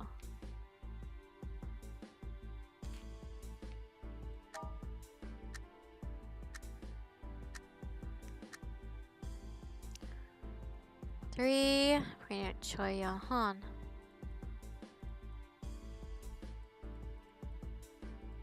It's wearing nothing but tango, so I had trembling because of the cold. Remind me of the time I hadn't been. Oh god, my hands were shaking like never before. It reminded me of the only time that I had ever hit inside the target. It was a very windy day, and I was wearing nothing but a tank top, so I had been trembling because of the cold. Now that I was shaking so hard, maybe there would be another miracle. Two. Calmly, he seemed to be telling me with his eyes. Trust you. I'm gonna trust myself. One. Pulse trigger. Just grazed Choi's hair. Might have been the closest shot I had ever made. Ah, shit. Okay. Okay. Okay.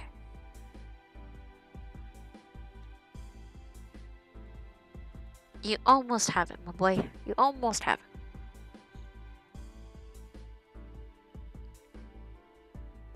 Ugh, this is getting so hard.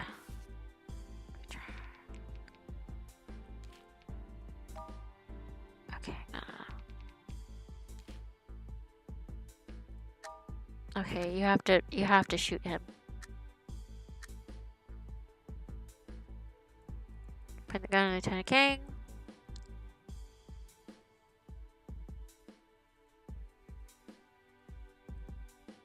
there, reminding me of the old time. Yep.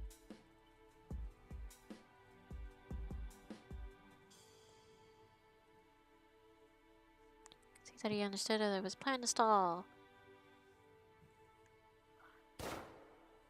Look here. I made it. I actually made the shot. However, without a result. Kid, are you really such a terrible shot? Or are you just trying to fool me? I guess I'll have to teach you a lesson. He moved his gun away from the officer's temple and pointed at his back. Bang! A red hole appeared in his stomach. The officer's face turned pale, but he didn't even wince. He didn't wince even a little, trying not to worry us. What a man he was. Oh well, I'm also a pretty nice guy. How about I give you another chance? This time, aim at the head. See right here? He poked his head at the officer's temple while laughing like a maniac. My anger was boiling inside. I couldn't listen to any more bullshit coming from the butter face of that bastard. Butterface? But what could I do? No matter how fast I could possibly move, I couldn't be faster than a bullet. A shadow leaped past me from behind while I was still trying to think. A splash of blood spilled to the floor. Inside of my shadow cast by dim lights. A gun was sticking out of Choi Young-han's mouth. No, it was barely a mouth anymore. Choi's body was falling to the ground at the same speed as my vomit. Lieutenant Kang took the gun out of Choi's hand. There was no warmth in his eyes, and he looked like someone else completely. The will to kill was radiating off from him. The will to kill every single living thing in sight, even those who had already been incapacitated. A minute later, those who had passed out in the warehouse would never wake up again. The officer was lying next to Choi Young-han's body, still bleeding. I couldn't tell if he was still breathing. Lieutenant Kang's eyes then turned to the only remaining person alive in the warehouse. He looked into my eyes, then he raised his gun. Oh, how's that a good ending? What? What is wrong with this pen? It's not working again. What great timing. It's so annoying. Willie gave me this pen. Although it looks like a pen, it is not for writing.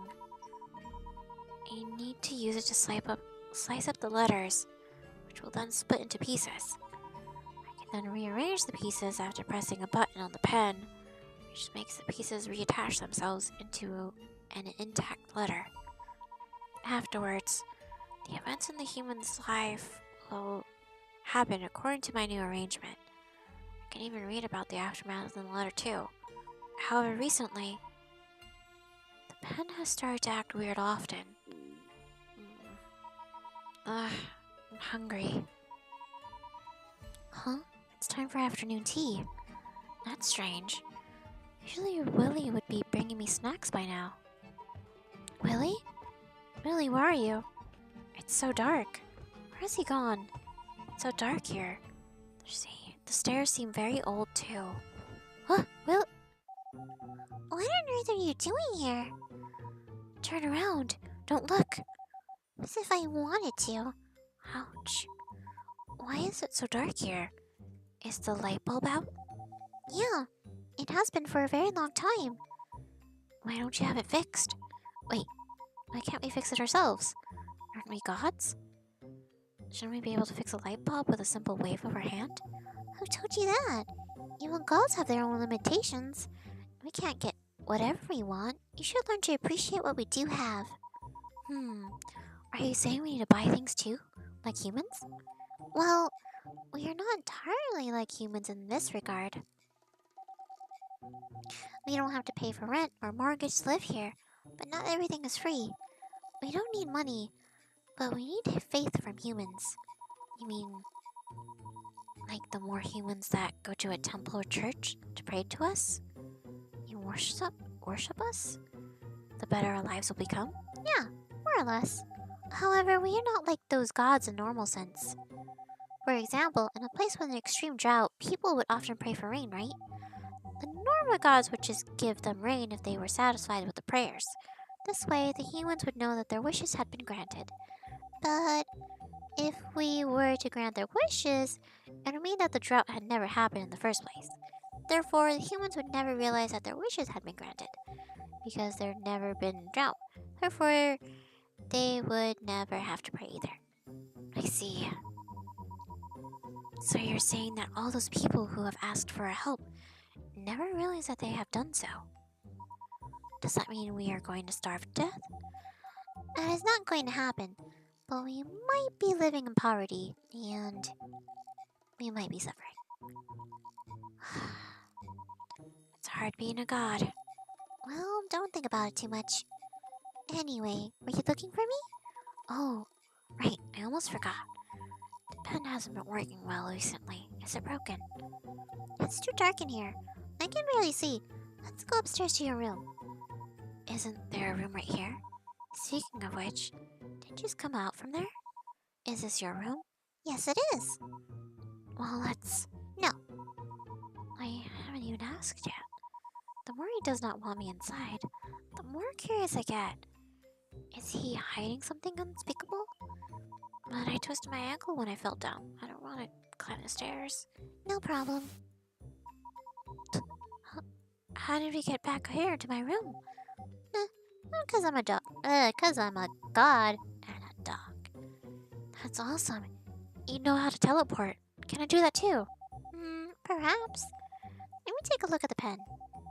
Well, it might be getting too old to work properly. Just try again later. It should be fine. Anyway, I'll leave you to it. I'll go prepare some snacks for you.